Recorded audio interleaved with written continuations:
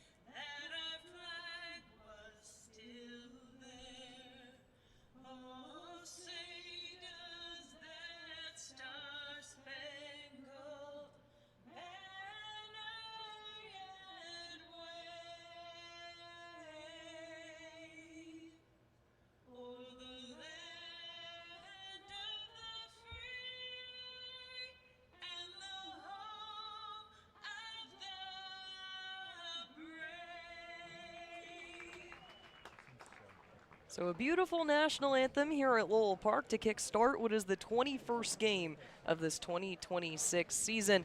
And Carson, we're going to throw things back over to you for your key of the game. Well, I think my key would be continue on the great pitching from yesterday's game. Jonathan Edelman 4 scoreless, 6 punch-outs. Adam McKelvey looking to bounce back. His last start gave up a couple of home runs, gave up 3 earned in 3 innings on 5 hits as well, only 2 strikeouts. So for him, bouncing back just as Jonathan Edelman did from a tough start, that's going to be my key today. If you can get 3 or 4, maybe even 5 out of Adam McKelvey, you're going to be in a really, really good spot. Should be a good opportunity for him, his first outing against the Harwich Mariners on this year. And he's going to have to do a really good job holding runners on because, guys, like you said, Harwich can run with the best of them, better than the best of them. So going to have to be good from the southpaw today. A league best out of that. The Cats did have that tall task handed to them yesterday with the series leading 2-0 Commodores returning to the field. It was what Coach Rob Cooper called a complete day as a team. The pitching staff that Carson just mentioned, composed of Jonathan Edelman, Kyle Kipp, Dylan Wood, and Tyler Mercier, tossed away 9 innings of work to back off an 8-hit extravaganza from Kettleers bats. It's another chance to see how well the two ends of the plate can back each other up. Talk a little bit about the Harwich Mariners quickly. The last time these two faced off, Cats found their groove in an 11-4 victory. Cats Arms held the third best knocking team in the Cape to 5 hits. The Mariners had no answer to 3 innings of doubles and singles back-to-back to kick things off. Coming into today, the Brewster Whitecaps had the best of the Harwich Mariners, giving no leeway, shut them out 8-0 just 24 hours ago. It was a Mariners team that could take advantage of, we mentioned, a Cats pitching staff that really can't figure out the stolen base strategy. Harwich leads the league with 69 swiped bags to the day.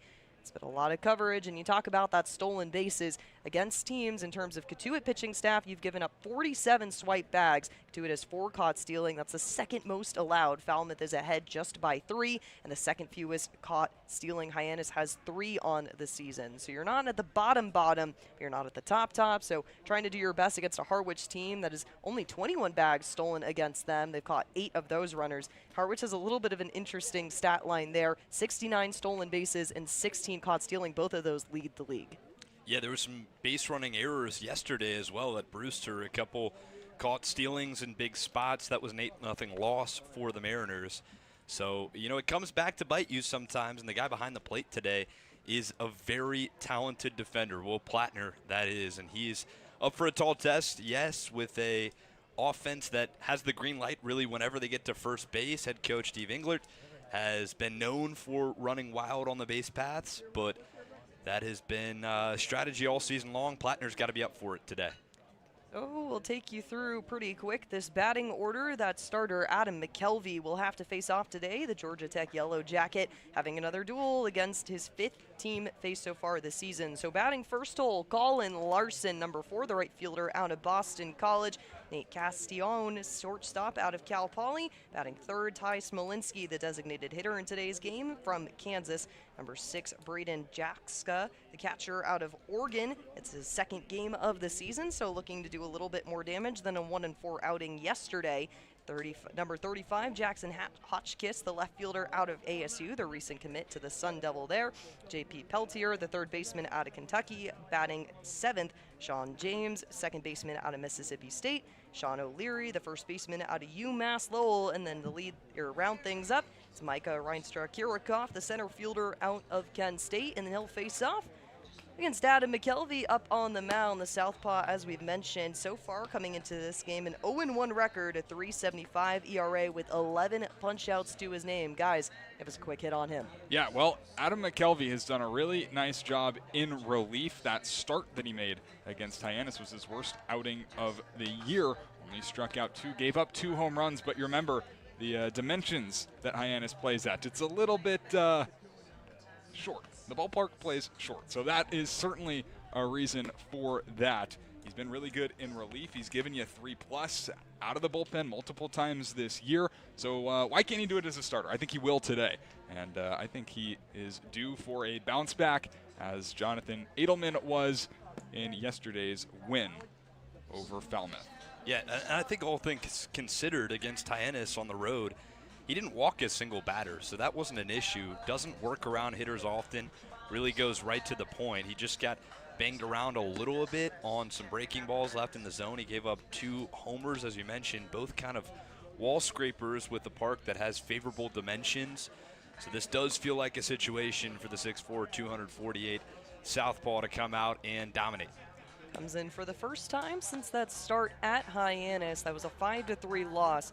That's 3 innings pitched, 5 hits, 3 earned runs. No walks, though, and that has been something that I have to say is the Achilles heel of the pitching staff so far this season is the amount of walks given up.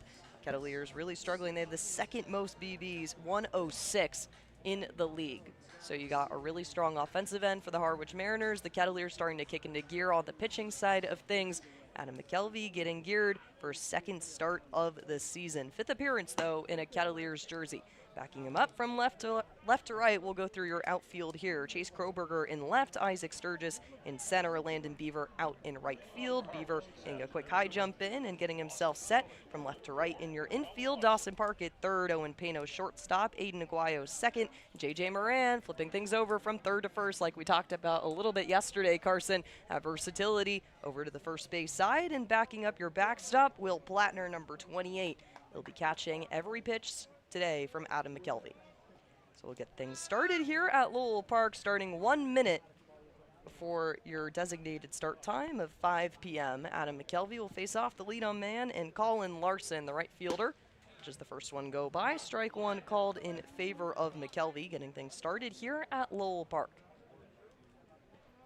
Kettleers in their white pinstripes with the maroon going up and down the sides. Harwich wearing their baby blues with red attachments. Kelvey with the 0-1. This is this one outside. Will Plattner bringing it back on in. It's a 1-1 count. Beautiful day for baseball here at Lowell Park. The wind definitely kicking things into gear, but it's not as bad as what it could have been had these two teams faced off on Tuesday with the rain out. 1-1 pitch popped up over towards right center field. Beaver's gonna run over towards it, and that's gone. Third pitch that Colin Larson faces, that's his first home run of the season. He'll round the corners. Bit of a different start here at Lowell Park than yesterday. Yeah. Hey, Adam McKelvey gave up 2 homers at Hyannis and kind of wall scrapers, as we mentioned. That one wasn't a wall scraper. That was well over the right center field wall. Larson jump starts on one and jump starts the Harwich offense, and it's 1-0 Mariners. One of the best hitters on the Cape this summer, the only qualified hitter with an OPS over 1,000, or pardon, one of 3 over 1,000, and man. So a little bit of action, getting Harwich on the board, 1-0 to start things off here in the top of the first. Another knock towards center field. Isaac Sturgis will let it drop in front of him. Rounding over to first, Nate Castillon, the shortstop out of Cal Poly. Against Cotuit last time on the 28th, went 1 for 3, 0 RBI and a walk. So the action coming early with early swings in the count.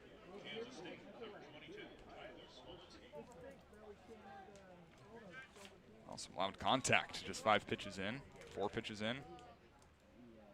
Hey now. Kelvey will face the third batter of this lineup. No outs on the board, tossing the first one, and a big swing coming out of Ty Smolinski, the designated hitter for today's game. Get an 0-1 count to get things started. Kelvey has tossed 5 just here at the top of the first.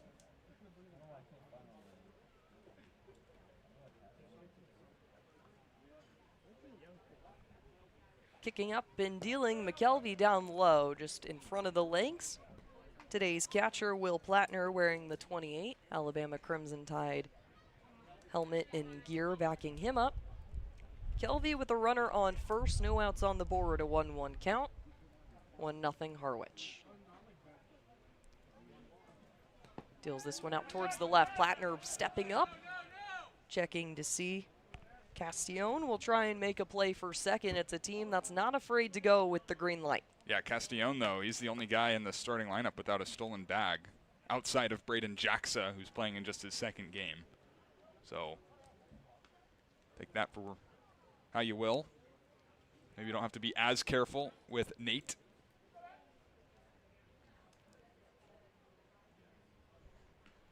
Smolinski awaits his deal. This one popped out towards right center field. Isaac Sturgis and Landon Beaver converging. It'll drop in front of Sturgis, and rounding towards third will be Colin Larson. Nate Castillon finds his place at second. You got base runners on, and guys situated there. What a lot of action to kick things off early for Adam McKelvey. Yeah, you're right. Harwich offense was ranked 8th in the CCBL last week. They were still 5-1, but it looks like they're trying to rewrite that script with the start tonight. 3 batters, 3 hits, 2 extra base hits. Smolinski punches one in the right center field gap. It's runners on second and third, and still nobody out. 3/4 of the way to the cycle for the Mariners in this inning. Sure. The wind blowing towards right center field. Saw the home run put up early on Colin Larson. Watching this one fly by, Braden Jacksa, catcher out of Oregon. Yesterday was his first game, Harwich Mariners jersey. He was a part of that 8-0 shutout against Brewster. On the losing end, went 1 for 4.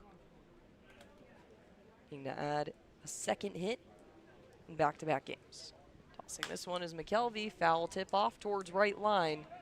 This one will drop fair, and rounding the corners will come in Nate Castillon. Following him, Ty Smolinski. Another double. So back-to-back doubles to kick things off. There are no outs on the board for Adam McKelvey. The score is now 3-0. Well, I love my Oregon Ducks, but didn't need to see that. That's a good swing from Braden Jackson. An 0-1 count, taking it the other way, dropping it pretty much on that right field line. That kid can swing it.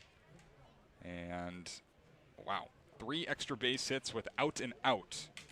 That'll call for a pitching visit, a mound visit.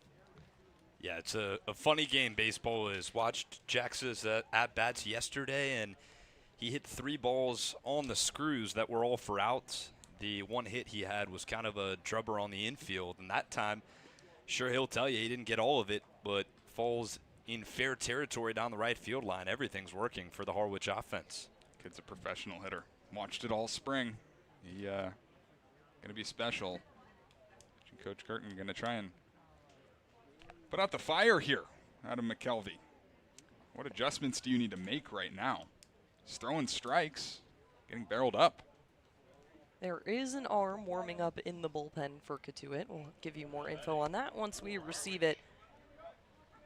Kettleers getting set back in territory. So runner on second. That brings up the 5th hole. Jackson Hotchkiss, the recent ASU commit, the left fielder in today's game against Cotuit. Last time around, went 1 for 5, had a double and 2 RBI.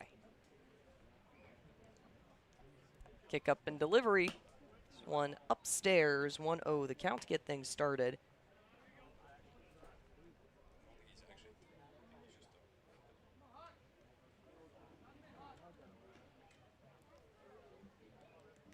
Kelvey will face his 5th batter just in the top of the 1st. No outs on the board. A big swing out of Hotchkiss. Even that count up, 1-1. So far, McKelvey has tossed 12 balls. Get 8 strikes on the day.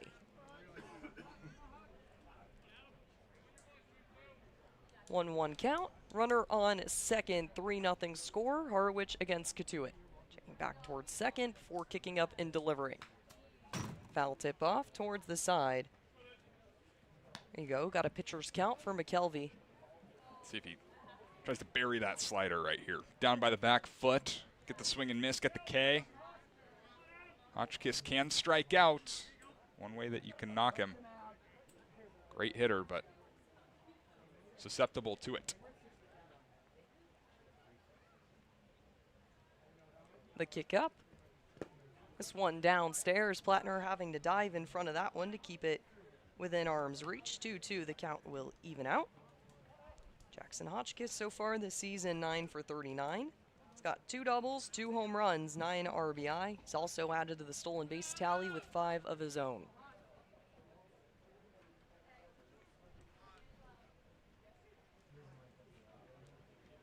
Delivery down low. Hack out towards left field. That will be a foul ball. True and true. It's good crossbody connection there, though. Yeah, hey, so what? Loud contact, foul ball, who cares? Next pitch. Had him out in front. Goes back to the changeup here. Fastball up top, try and jam him.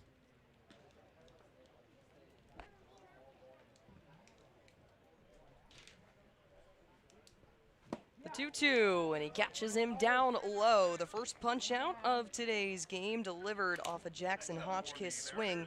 Bottom part of the zone. You've got 1 out on the board. Kettleers still looking to come back from a 3-0 deficit. Coach Coop emerging from the depths of the dugout here. Looking to try and get a 2-0 winning streak going here in the midway point of the season. Be a vocal point. We'll talk to him a little bit more in the 3rd. The 1-out toss towards the right side. Number 13, J.P. Peltier. 3rd baseman out of Kentucky, the recent commit. Watch that one go by. 1-0 count to get things started here.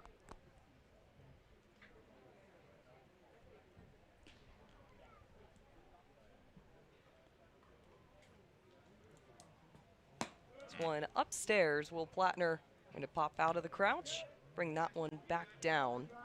2-0 count to start things off for Peltier. Yesterday against Brewster, went 2 for 3, had a walk, but was unable to help drive home any runs in an 8-0 shutout. 4 hits on the board for Harwich, the wind blowing towards right field. There's that strike called. Peltier, watch that one go by. Kelvey so far in today's game, 12 strikes off 19 tosses. Starting to come back in the realm. Giving up a home run, 3 base hits. Kick up and delivery and a big swing upstairs. Peltier will step out of the box to readjust. 2-2 count. Yeah, Peltier didn't play the last time these two teams faced off, and that was kind of a sigh of relief for the Kettleers. He homered the first time these two teams played. He was 2 for 4, 2 runs and 4 RBIs. Kelvy with 1 out on the board. Runner goes towards third. Plattner will make the play over. They'll say that Jacksa is safe at third. So add another stolen base tally there. Harwich hitting 70 today. Yeah, that's number 70 on the summer in 20 games. 21 games. That's, oh boy. On pace for 140. Will that play? Yeah. Yes. And there's the ring up. Home plate umpire Noah Hobart in today's game.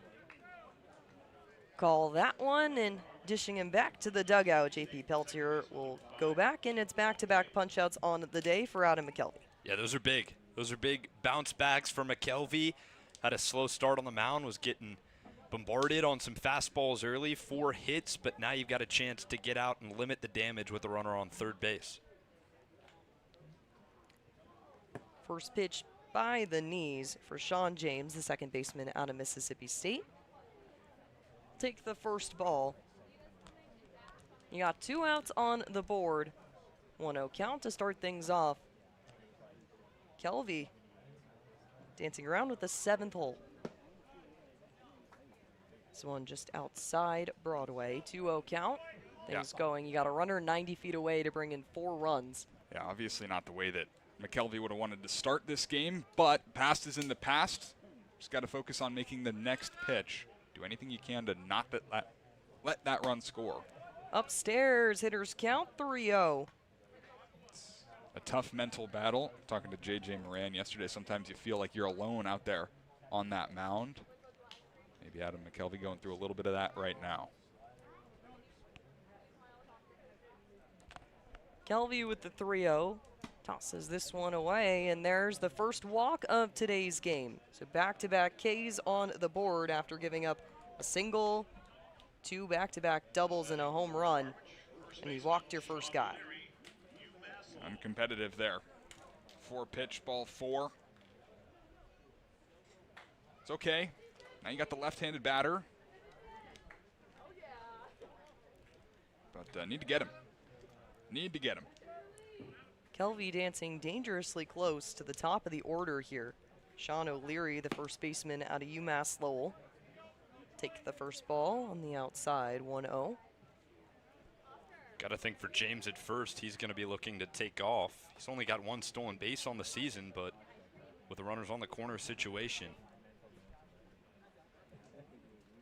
Kelvy kicks up. This one grounded past the mound itself, running in to make the play. Owen Pano turning it around at first, and there you have it.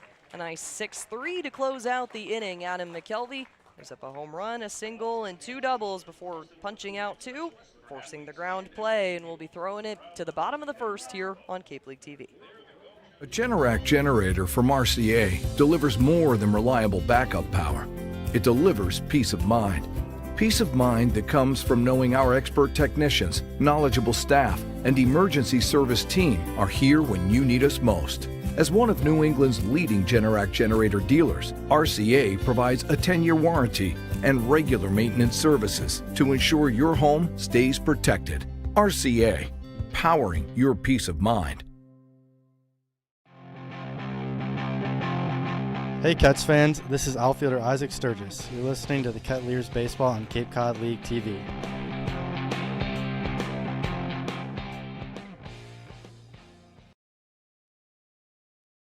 Out of the top of a first that did not start the way he wanted.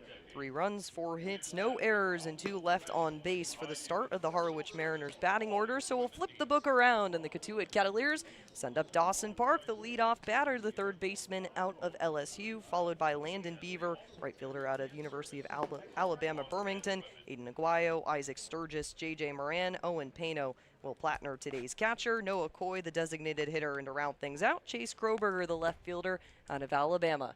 So we'll look to see if they can face off against the guy on the mound. Carson, take it away. Yeah, well, they're going to need some runs off of Cooper Walls, the right-handed pitcher recently committed to Georgia. 3rd-time transfer. Started his career freshman back at Hawaii in 2025 was great in the Big West. 60 innings pitched, 3.73 ERA. Made the jump to Power 4 in the SEC with Florida and was not as great. A 7.17 ERA and 37 innings pitched. Only one start on the summer for him this summer with Harwich, 2 2/3.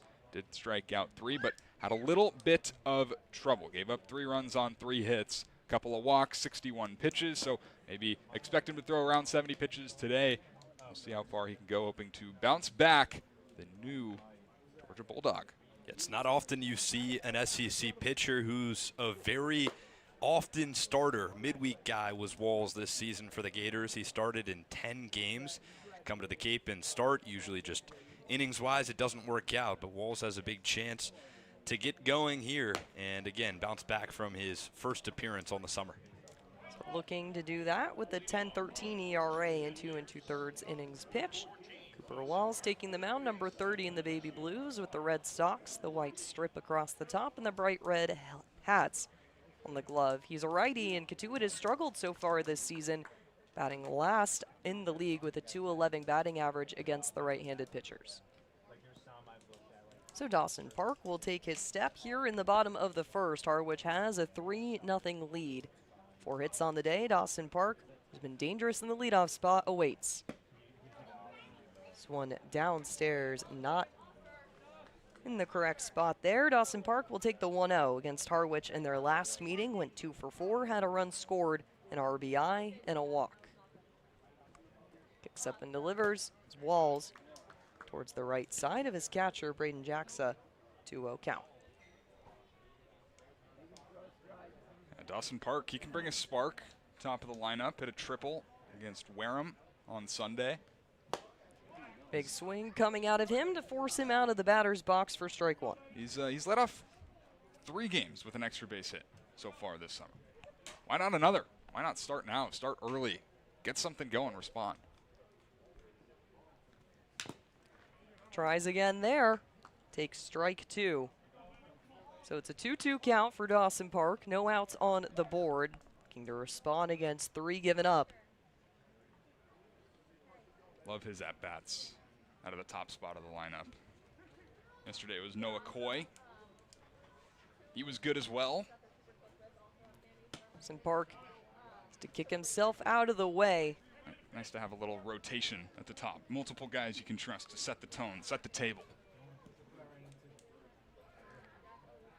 3-2 count for the third baseman out of LSU, the recent commit. Batting gloves pretty appropriate with the purple. Pops up high. Running in for it will be first baseman Sean O'Leary, but calling him off. Jacksa behind the plate makes the play. It's a 2-U. Put in your scorebook. Yeah, not a bad start, though. I was going to say the strategy for Cotuit hitters after a long top of the first inning, 3 runs, 4 hits, traffic on the base paths, is just to work at bats. You can't be the hero and change the game in one swing quite yet, but there's a lot of baseball left to play. So work your at-bats, foul a couple off, work a full count like you saw Dawson Park do. Productive first at-bat despite the pop-up. Here's a guy who knows all too well about those first bat situations. Takes strike 1. It's Landon Beaver. Got to see it at Falmouth on the 3rd. His first home run of the season. Knows a thing or two about the extra bases. Big hack out towards right field. Running back for it, Colin Larson. He'll try and get under it, and he will. Landon Beaver retired. 2 up, 2 down here in the bottom of the first. Well, had the homer swing right there. Missed it by a stitch. Landon Beaver is starting to get the ball. He's driving the ball a little bit more. He had a lot of singles early in the summer, but now starting to drive it to the warning track. Just missed that one. Would have been pretty sweet, but instead F9 and 2 up, 2 down in the first inning. Brings up the third hole in today's game. Aiden Aguayo, the second baseman out of UCLA. He'll await his first dish. This one by the elbows takes the first ball. Talk about the stolen base game. Harwich Mariners, Aiden Aguayo putting up team tying 4 stolen bases. Had 1 yesterday. It's up and delivers. And almost taking batting guard off his elbow. Aiden Aguayo swerving out of the way. Keep himself in this one, a 2-0 count rewarded. So it's not the 70 Harwich has, but Aiden doing his best. Pops this one up high. He'll go over our heads. Hear that one hit the ground just behind us, inside the broadcast booth. So a 2-1 count for Aiden Aguayo.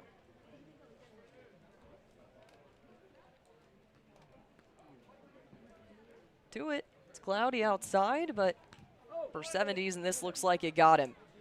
Aguayo, 2 close calls before finally getting knocked on that one. He will advance off the free pass, a hit by pitch awarded. Kettleers bats. And there's a guy that can swipe a bag, put some pressure on a defense. I'm sure he'll take the 390 feet, the bump to the on-base percentage. Aiden Aguayo is a tough cookie. So no 1-2-3. Cooper Walls in the bottom of the first at least.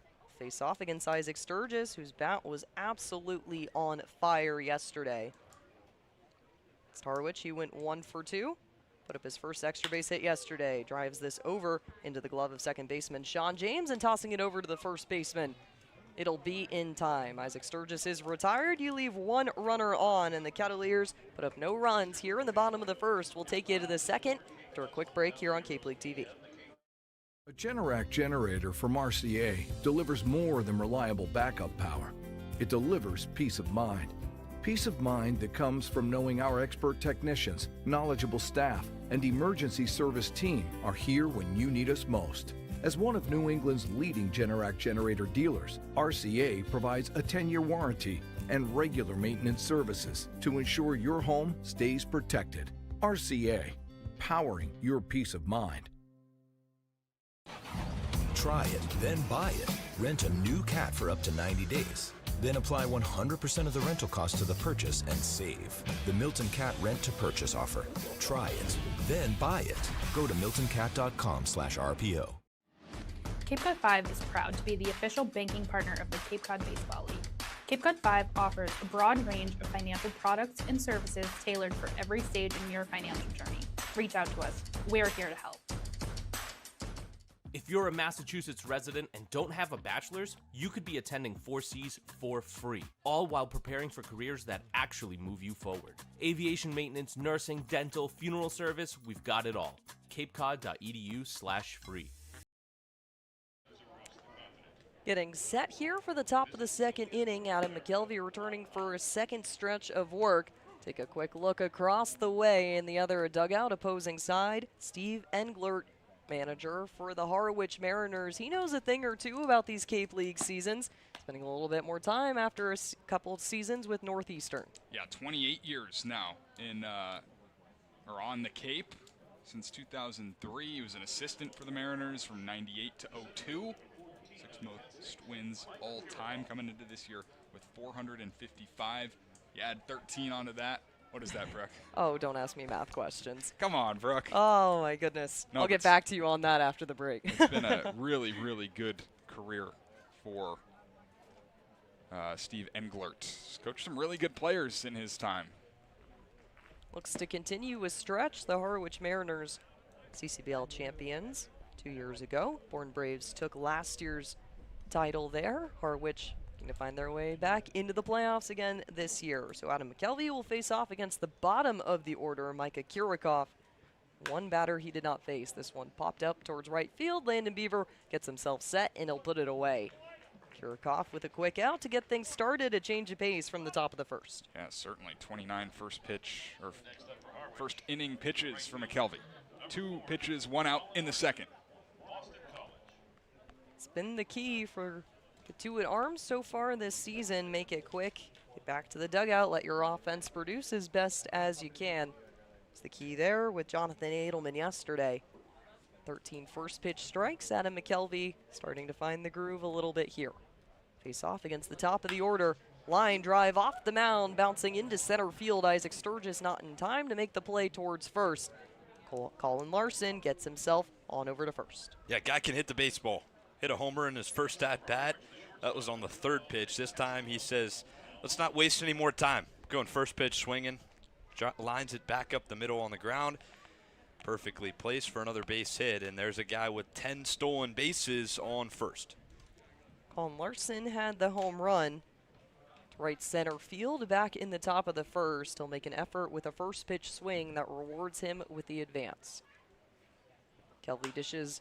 Next ball flying out in foul territory will be the swing off Nate Castillon, the shortstop out of Cal Poly, who made it all the way home after a single on the first pitch he saw, the arm of Adam McKelvey.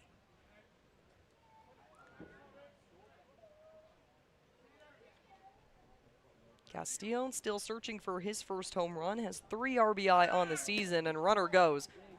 Plattner making the play over, not in time. So 71 stolen bags. You've got 2 so far in today's game. Kettleers have only caught 4 runners stealing on the season. That's almost bottom of the league. And that was just a great jump from Larson. His 11th bag of the year. Only been caught 3 times. Tough for Will Plattner to do anything. Not a terrible throw by any means. Don't even think if it was right on the money that Owen Pano would have had a chance. Kelvey kicks this one. Clips the zone there. 1-2 count to get things started. Castillon, who's still in the box. So runner in scoring position on second. That'll be Colin Larson. Advanced off the single moments ago. Kurikoff flew out towards right field. Another stolen bag attempt. The whip coming out of the glove of Will Plattner. He is not in time. So back-to-back stolen bases just in this stretch for Colin Larson. Now he's 90 feet away. It's a close play at the bag. Good throws on both plays by Plattner behind the plate. That's on McKelvey again, though. Long leg kick, slow to the plate. Now the infield's got to come in with 1 out. Speeding up his approach there. Down in the dirt, Plattner having to look down and try and keep this one in the mitt. So a 3-2 count, full set. Nate Castillon is the 3rd batter here in the top of the 2nd. Micah Kurikoff flying out. Closing up the batting order for Larson and Castillon. Grounder into the glove of Owen Pano making the play at home. Will Plattner will tag him, and he's got him. Great play from Owen Pano. Runner will advance to first, but getting what could have been the 4th run in these past 2 innings. Owen Pano making the connection to Will Plattner. Plattner pointing out to his shortstop. Great play and great ball knowledge there. Yeah, that's why you bring him in, right? Why you're playing on the cut of the grass, and a nice play by Owen Pano. Had to take it to his left a little bit, spin around, throw plateward, through a strike. Plattner able to start out of the baseline, right, and then move in. Very nicely done, both ends of the ball. Castillon will advance on the fielder's choice. Colin Larson out at home. Kettleers stepping up what has been a low percentage of caught stealing on the season. Plattner making the play right on top of the dish. The 0-1 count for the 3rd hole. Ty Smolinski, a toss back to first. Check up on Castillon. Smolinski also made it all the way around the bases. Had a double to set himself up in that position. Had no hits the last time these two faced off on June 28th. The lefty with the 0-1 count. Waits the pitch from the lefty. Check back towards first. Bit of an awkward motion there. It's harder for the lefty pitchers to get around to check on guys at their various bases. So Kelvey really having to turn the full body around to make the play there. Castillon with a healthy lead off of first. Kelvey dishes. This one takes the head of Ty Smolinski. He'll duck out of time. Running towards the backstop will be Will Plattner, and advancing on the pass ball will be Nate Castillon. And that's another element of these Harwich base runners. They put pressure on pitchers to make perfect pitches. In that instance for McKelvey, just tried to force a breaking ball, knew the runner might be taking off, and he sailed it over Plattner's head. Ty Smolinski with a 1-1. This one up over his left shoulder. Fall all the way towards our left, keeping fans on their toes in the grandstands. So 1-2 count. Pitcher situation, you've got 2 outs on the board. In the play at home plate, and then Kurikoff flying out towards right. Kelvy's one strike away from putting away the top of the second.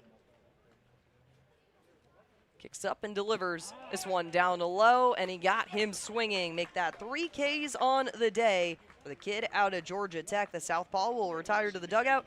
We'll get ourselves set for the bottom of the second here on Cape League TV.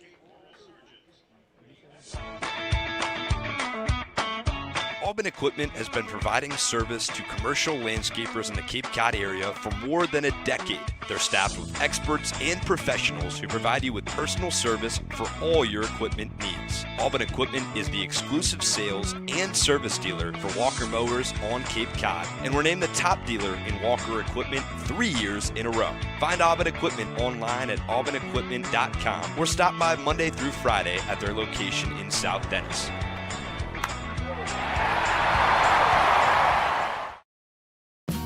The Kettleers welcome ZoomInfo.com as a premier sponsor for the 2026 season. Smart businesses use ZoomInfo. It leverages data to unlock useful insights, and it allows you to know who to reach out to and how to reach them so you can grow your business. Unlock insights, engage customers, and win faster with ZoomInfo.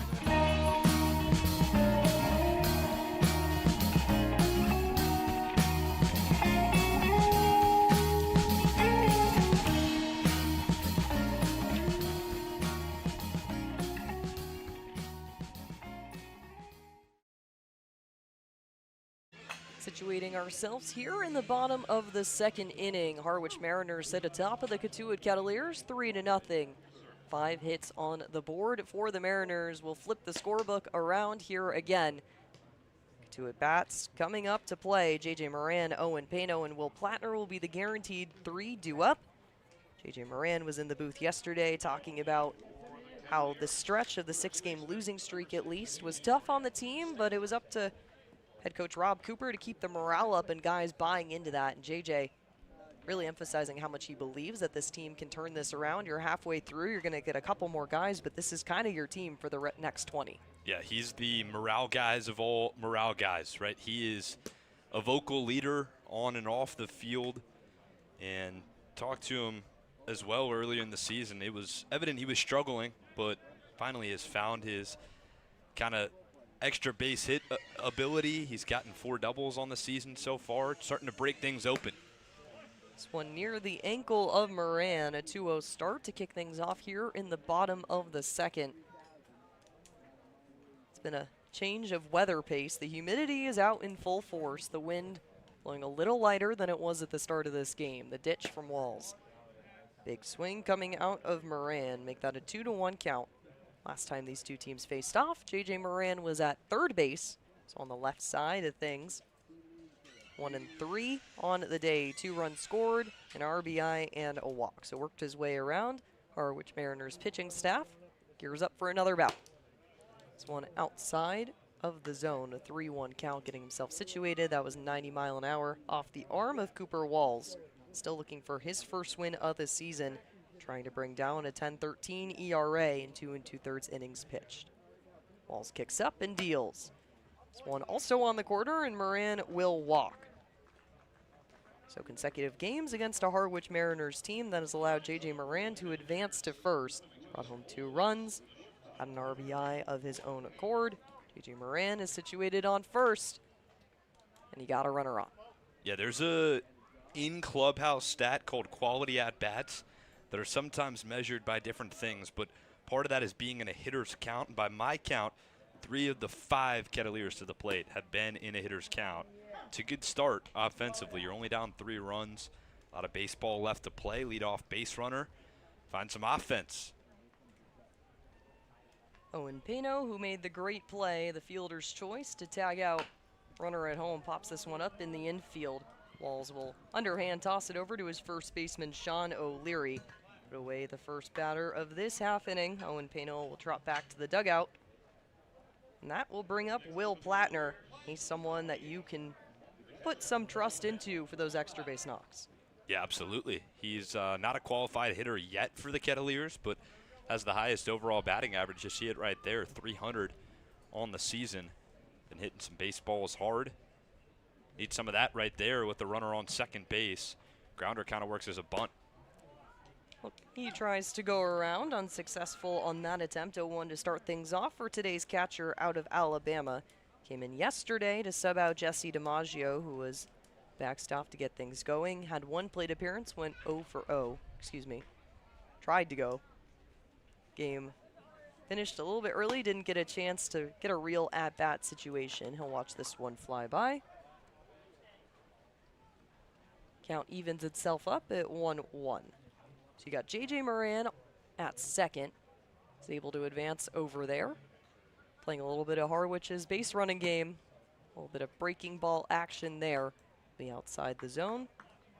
2-1 count to get things started. 1 out on the board for Cooper Walls. A little bit of a different situation. Had 2 straight ground outs to get things started in the first before hitting Aiden Aguayo and forcing the 4-3. Pitch is outside. Hitters count again. So Aiden Aguayo had the hitters count with a 2-1 before being hit. J.J. Moran was able to walk off a 3-1. Will Plattner be the 4th Kettleer so far to come up to bat. Force it their way. Yeah, 3-1 means heaters. This one outside, and you got 2 runners on. Will Plattner would also advance off the free pass. 2 walks, 1 out on the board. And it's a situation Cotuit is a little too familiar with when it comes to Harwich pitching staff. They stranded 10 back on the 28th in that 11-4 victory. Stranded 6 back on the 16th, the first time these two teams met up. So 16 stranded base runners. You already stranded Aiden Aguayo back in the first, really needing to do some damage. You got 2 runners on with 1 out here. Yeah, that goes back to my key. Keep the line moving. 5 for 12 yesterday with runners in scoring position. The 6 games prior, 16 for 51. Bring up Noah Coy, who had a hot day yesterday. He was the leadoff hitter. Rob Cooper's lineup against the Falmouth Commodores. 0-2 count to get things started for him, though. Designated hitter out of Notre Dame, went 2 for 4, had 2 RBI. Back-to-back RBI singles later in that stretch. Good amount of insurance runs for the Kettleers to advance with an 8-2 victory. This one on the outside corner. Moran and Will Plattner return to their respective bases before taking a bit of a healthy lead. Noah Coy will take his first ball of this at-bat and the first of the game. He's got a 1-2 count. Cooper Walls with 1 out on the board.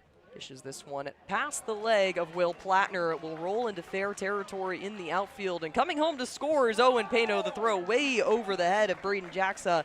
There you go. J.J. Moran, the morale booster guy, brings home the first run of the game. Yeah, Noah Coy's been seeing the baseball well as of recent. He was 2 for 4 yesterday. Patient approach at the plate, works some at-bats.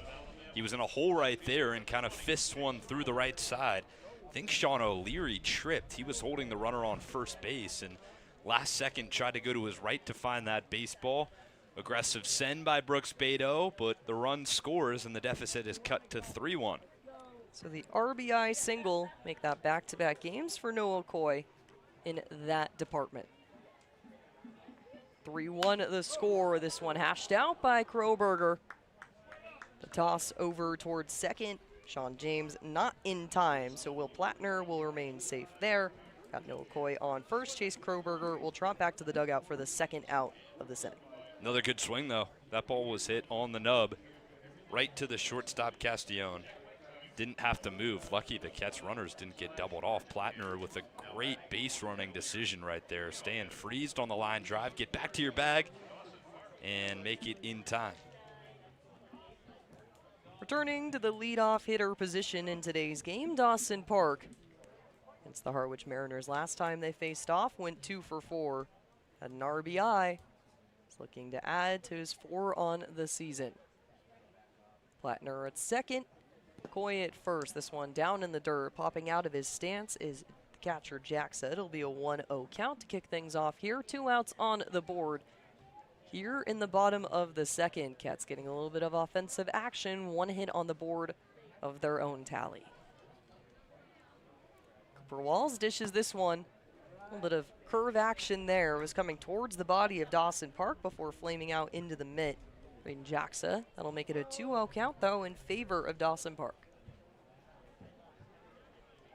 Shadows starting to come down here. Dawson Park, watches that one go by, a 3-0 count.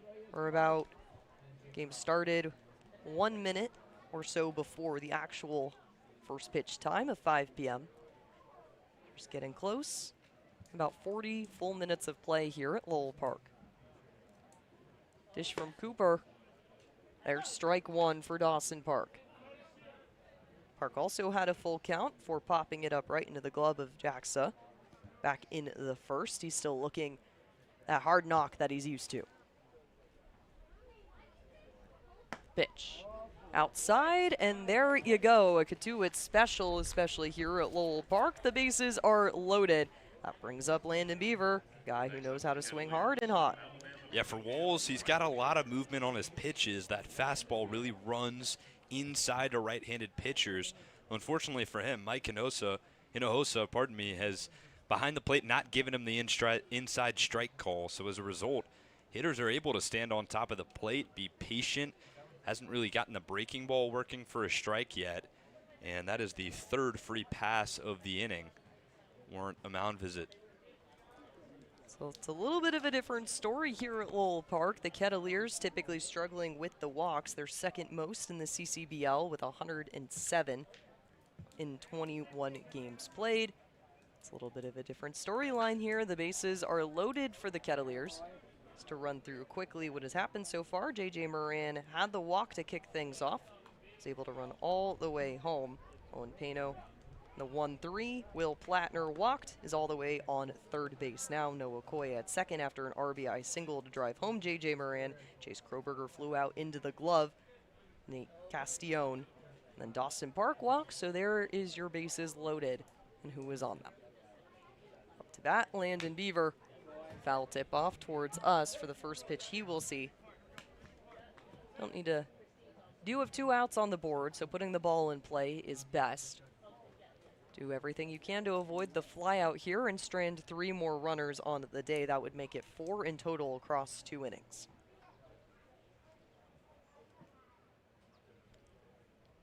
Stepping off the mound, Walls, setting the pitch clock for him. At 8 seconds left on it. For rubbing his throwing arm on the back of his jersey, readjusting his grip, and the hand returns inside the glove, kicking up and delivering. This one down in the dirt.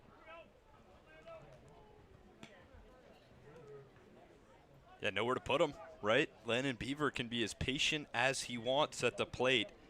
Guy who's comfortable with 2 strikes. Why not make Walls throw 2 strikes to you? There you have it. 2 strike counts, so it's a 1-2. We talked to Landon Beaver on the 4th of July, who's situated to your left in his nice little beach chair for all the festivities, and he told us doesn't do anything with his zone.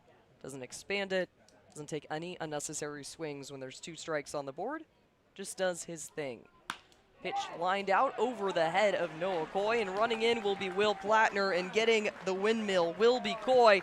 2 runs on the board. Look at that. Landon Beaver brings home 2.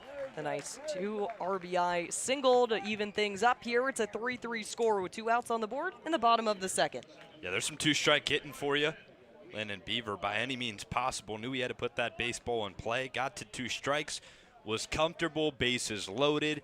Kind of just flips one the other way and does his part. A single into left field. 2 runs scored. Tie ball game. 2 outs on the board for Cooper Walls, who's had a bit of a flip here in the bottom of the second, was able to strand 1 runner. Aiden Aguayo, after the hit by pitch in the first, has given up 3 runs. Get things started here in the bottom of the second. Watching that one go by the ankle is Aiden Aguayo as well, so he'll return for consecutive innings of work here. Yeah, you talk about the start that Adam McKelvey had. Harwich getting on the board early. It's a specialty of theirs, forcing the base running. 2 punch-outs before finally retiring through a 6-3. Aiden Aguayo, watches that one go by. He's got a hitter's count as well. And Ket's bats, after McKelvey starting to get into a bit more of a rhythm, the faster second inning, they're backing up their guy on the mound. 2 outs on the board. Watching this one go by is Aiden Aguayo. Consecutive attempts towards first base, and he will receive his 2nd straight free pass in just 2 innings. No one throwing yet for Harwich, but I believe some arms are headed down to the bullpen. Pitch count isn't too high worked up for Walls today. He's working on 45. But bases loaded. Hot hitter at the plate. Not a situation you want to be in. Bases are loaded for Isaac Sturgis. Foul tip-off over our heads on the left. Isaac Sturgis is the last batter who hasn't been faced in the bottom of the second, so we might have to half our scorebook here. Just a bit, no one count to get things started. This is the offensive explosion and getting things on track early. Carson and Liam were talking about pregame. This ball will drive foul. Got Dawson Park at third, Landon Beaver at second, and Aiden Aguayo at first. 2 outs on the board. Isaac Sturgis looking to keep the ball in play. Takes that one down low. Be a 1-2 count for him as well. And in yesterday's game, Isaac Sturgis was faced with a 1-2 and had the 2 RBI double. So he's familiar, like Landon Beaver, with those 2-strike situations. Swings at this one down low in the dirt, but it'll remain foul. So another lifeline attempt here for Sturgis. Recent Wake Forest commit. Tips the bat behind his head and swings himself into the ready position. The kick up from Walls. Outside down in the dirt. Not too far of a lead. Dawson Park didn't have that one in him. To play smart base running here. Don't want the tag out at first like your defense was able to do just a half inning ago. Kick up from Walls with a 2-2. Sturgis drives this one out towards center field, but making the play will be Micah Kirikoff. You've got 3 runners left on for the Kettleers, but not before tying things up. Wow, what a change of offense.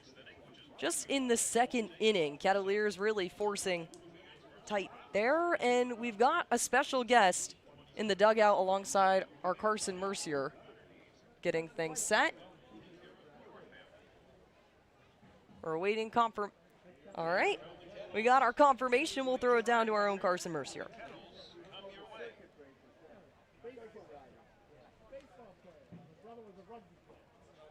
Adam McKelvey went that first inning, gave up 3 extra base hits, 3 runs, but really responded nicely in the second. What have you seen from your southpaw starter? Yeah, I mean, he left some pitches up that got hit, and but he settled down a little bit. We need him to get a shutdown inning right here after we score and try to keep us in it. Can you talk about the resiliency in this offense to put up 3 runs on the board after a quiet first inning? Yeah, we've been swinging the bats better lately, and we've been hitting balls hard at people. I mean, even the last out of that inning was a hard hit ball. But to find a way to score and to especially do it with 2 outs and get us back into this thing is really good. Harwich has more stolen bases than any other team on the Cape, 14 in 2+ games against the Cotuit Kettleers this year. How do you plan on kind of limiting base traffic going forward? Well, I mean, obviously if you can keep them off the bases, that'll help. But, when they're on, you got to do a better job of holding them on and give our catcher a chance to throw somebody out. Coach, appreciate the time. Guys, back to you. Thank you, Carson. Always great to hear from Coach Coop in the dugout, a nice little segment that we've started up here recently. And yeah, you talk about the base traffic. That is definitely a storyline coming into today's game. So before today, Kettleers gave up 47 swipe bags, only caught 4 when they were on the move there. The second most allowed, just behind Falmouth, the second fewest caught stealing in the league. Harwich, on the other hand, have only given up 21 stolen bags against themselves, caught 8 stealing on there, and then coming into today, over 70. So they've given up, Kett's defense, has given up a handful here and there. Yeah, Harwich is on track for what Carson said, probably 140 after the end of the regular season. Yeah, hey, I like that approach, though. Let's simplify things. Runners can't steal bases unless they're on bases in the first place. So limiting the free passes, limiting the hits. McKelvey got touched up a little in the first, has bounced back well. He'll toss the first one down low, situated in the 4th. Braden Jacksa, the catcher out of Oregon, take the first ball. And something else that Rob Cooper mentioned in that interview with our own Carson Mercier, giving Will Plattner some time to pop up and make the play. He's looked good a couple attempts so far today. This one down low in the dirt. Yeah, that's the key, right, is you can have a runner on first base as long as McKelvey is quick to the plate. He's a lefty, right? So he can go over to first base anytime he wants. But with a long leg kick, it really doesn't give Plattner any time to throw a runner out. 3-0 count to start things off here in the top of the third inning. Kettleers force a 3-3 score. A lot more of this ball game to play, excuse me. 2 hits from the Cotuit bats. And McKelvey looks to keep it at bay on the Harwich offensive end of things. So 3-1 count getting started here.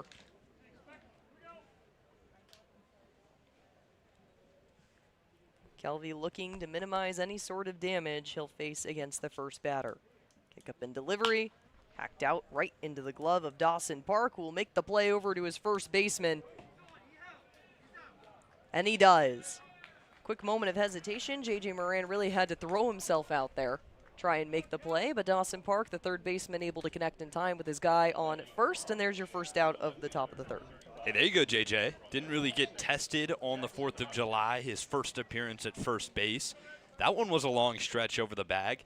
Kept his foot on the bag and stretched out to make the first out of the top of the third. J.J. Moran flipping from third to first in today's game. It's really that utility player, the Swiss Army knife.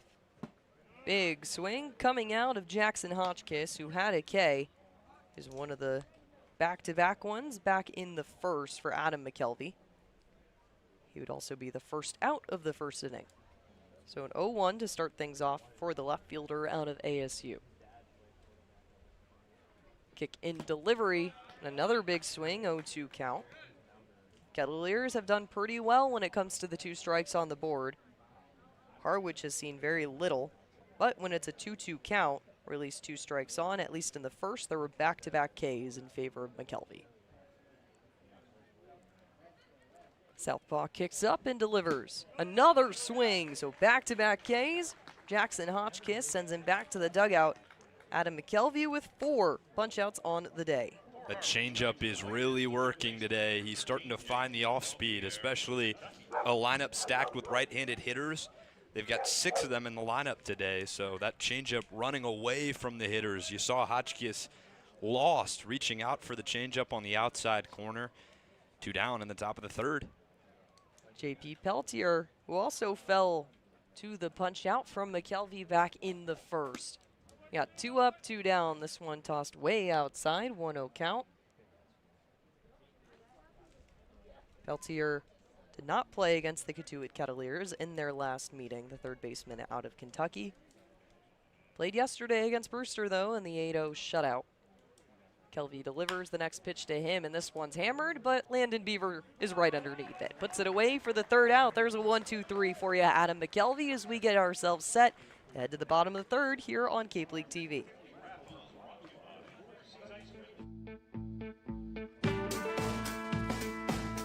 Want to give your kids an experience they'll never forget? That's what our Kettleers clinics are all about. Kids ages 6 to 18 will have the opportunity to learn the fundamentals of baseball and the importance of sportsmanship from some of the top college baseball players in the country.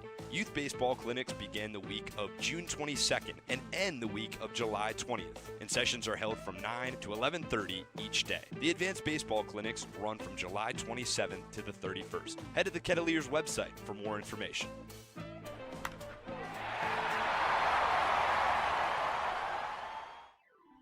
A Generac generator from Mercier delivers more than reliable backup power. It delivers peace of mind.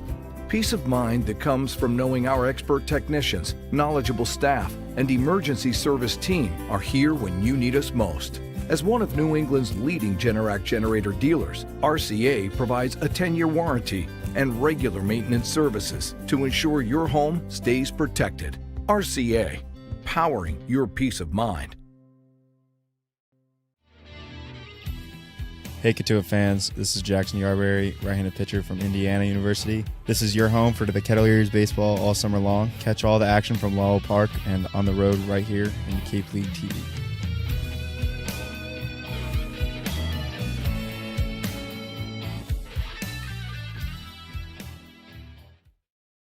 Bottom of the third, coming to you live from Lowell Park. The score tied up at 3-3 between the Harwich Mariners and the Cotuit Kettleers. 5 hits for the Mariners, 2 for the Kets.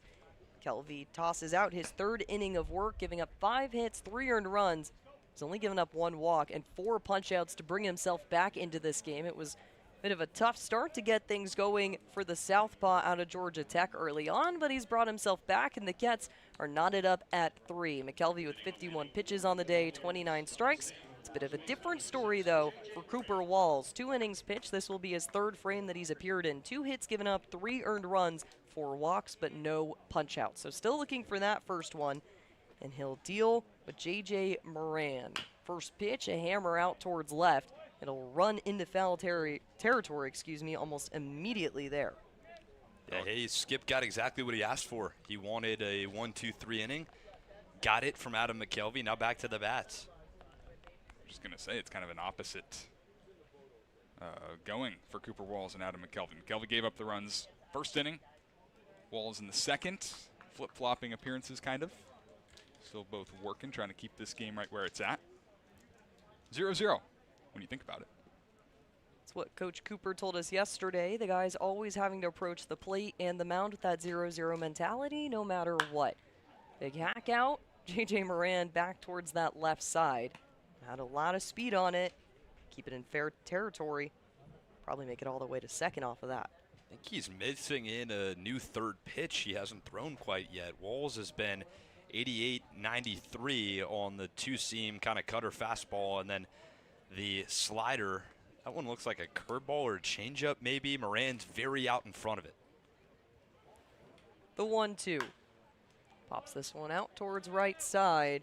Sean O'Leary will try and run in for it. No chance. It was way over the fence. You brought in your right half of the field to try and make a play there. Stop. I was just going to say, that was a pitch that we've seen J.J. Moran swing over the top of earlier in the summer. Right? He was striking out a lot. You guys remember that early on, right there? Not so much. Able to keep the hands back, flip the barrel to it, get a piece, see another pitch. Patience is key for the Kettleers offense so far in the past couple of games. The 1-2. Pops this one over the glove of third baseman J.P. Peltier. Debating rounding second, but will keep himself at first. J.J. Moran has the single. And there you go, kid. Yeah, he continues to swing a hot bat. He is, after getting the day off yesterday, 3 for his last 5. A couple of games with multi-hits. On to start the inning again, just as he did in the second. Let off with the walk, scored a run. Take the base knock, JJ. First pitch, a liner just outside the glove of Sean O'Leary, and stepping up to make the play is the second baseman, Sean James. Doesn't look like it'll be time there. And there you go, 2 runners on. It's been a quick transition to get things going here in the bottom of the third. J.J. Moran will advance to second. Owen Pano keeps himself over at first, and it's the early swings, early into the transgression of the at-bats that are getting Kettleers on the base paths.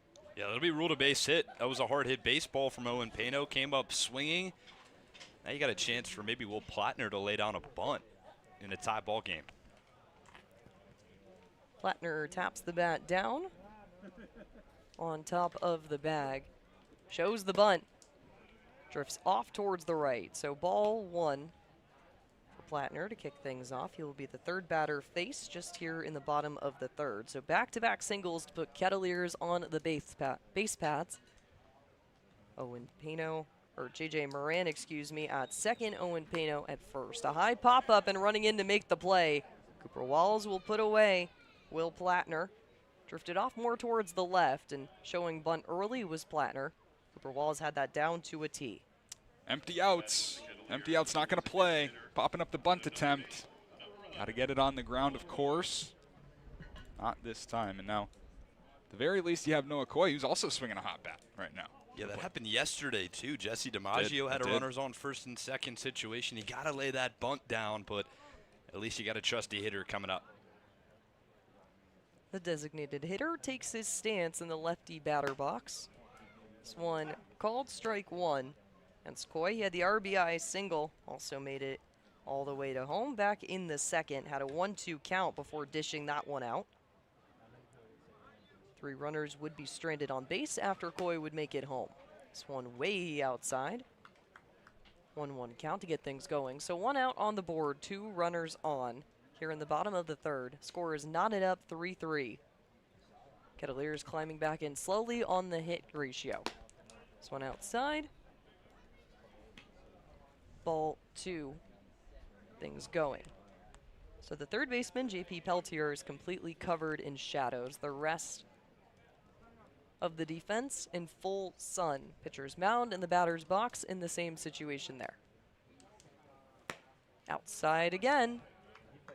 Looking to hit that left curve. It's Cooper Walls, but has been unsuccessful. It's a hitter's count, 3-1.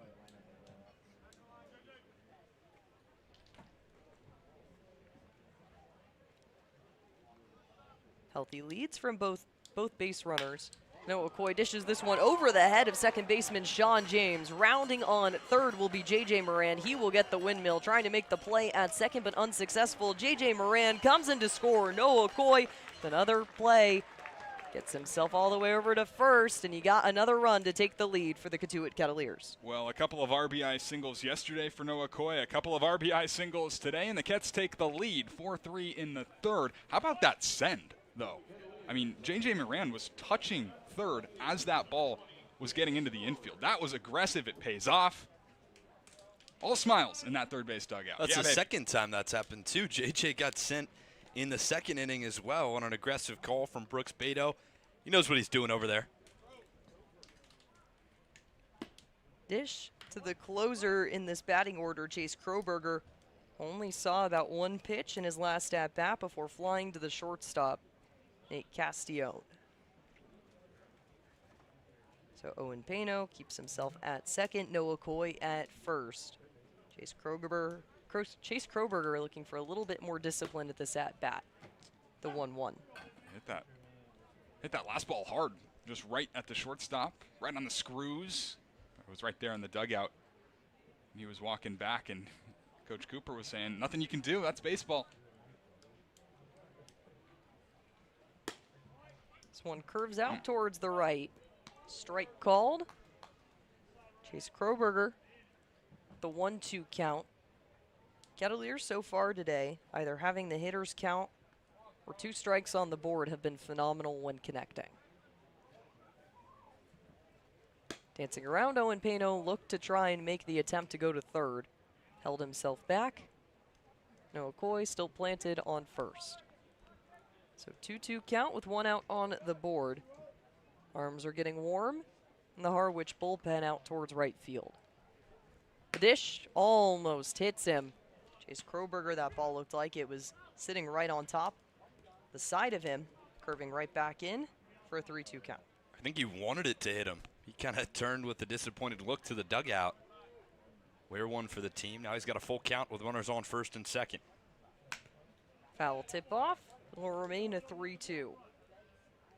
So 1 out on the board. Cotuit taking the lead, 4-3 here in the bottom of the third. Just over an hour of play here at Lowell Park in the Harwich Mariners and the Cotuit Kettleers. The bounce before Walls deals, and this one almost at the helmet. A little bit of a flick of the wrist from Chase Kroberger, will walk his way over to first, and another bases loaded situation. The Cats with 3 of those on the day. Another walk handed out by Walls, 4 in the second inning. A walk here in the third inning could be his day. He making his second appearance of the summer, looking for a bounce back. And it looked good in that first inning. So Steve Engler will take the baseball from his righty on the mound. We're going to have a pitching change here at Lowell Park, the first of the day. Back to you with a little bit more information on the new arm when we come back on Cape League TV.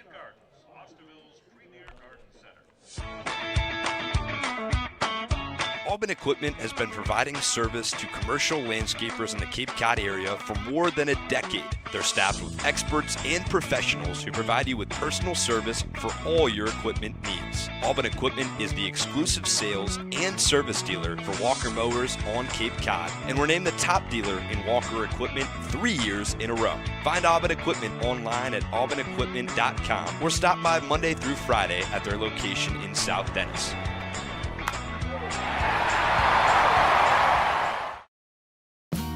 The Kettleers welcome ZoomInfo.com as a premier sponsor for the 2026 season.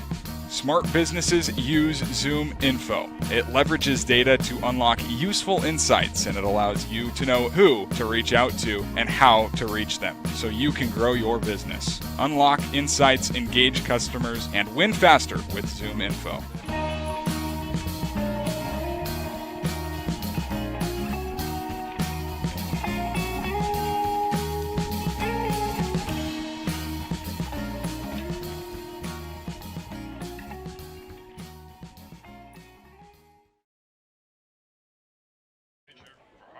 If you thought this was June 28th, the Cotuit Kettleers and the Harwich Mariners again, you would be wrong, but it's the same relief pitcher up on the mound for the Harwich Mariners. Tyler Albanese comes home for the second time to Lowell Park after a 2025 campaign in a Cotuit Kettleers jersey.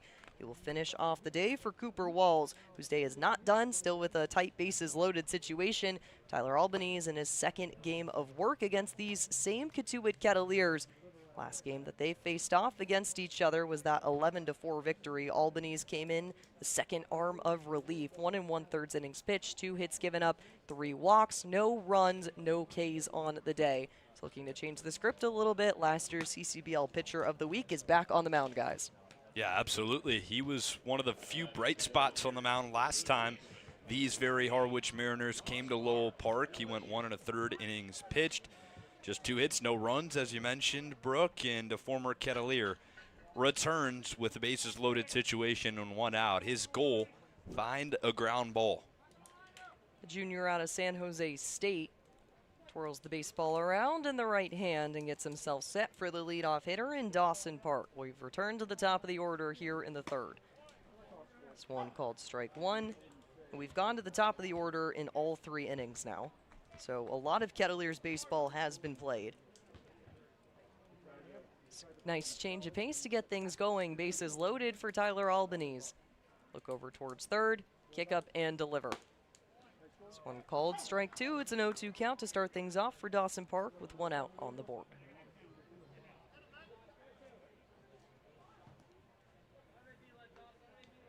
Albanese, an All-Mountain West second team back in 2025, recovering from hip surgery last August, back on the mound.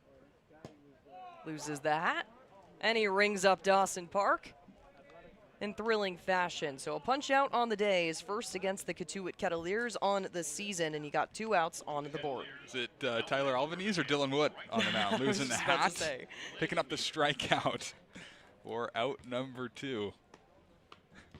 It's a good pitch on the outside.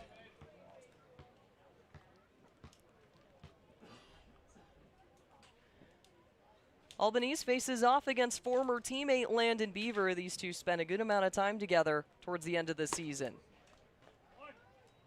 Ball 1 in favor of the right fielder. Knows a thing or two about the way these pitches could be tossed. I was going to say, you guys, when you bring up Dylan Wood in the 6th, you can ask him about the hat flare. We will. Yeah, he'll be coming up here. Does this one go by? Strike 1. Ask if he needs some sort of support fund to buy a smaller hat. Well, I talked to him earlier today, actually. I do have a confirmation on that. Okay. He said that after about the 3rd time, he knew that it was being talked about in the ballpark, and he felt a little awkward.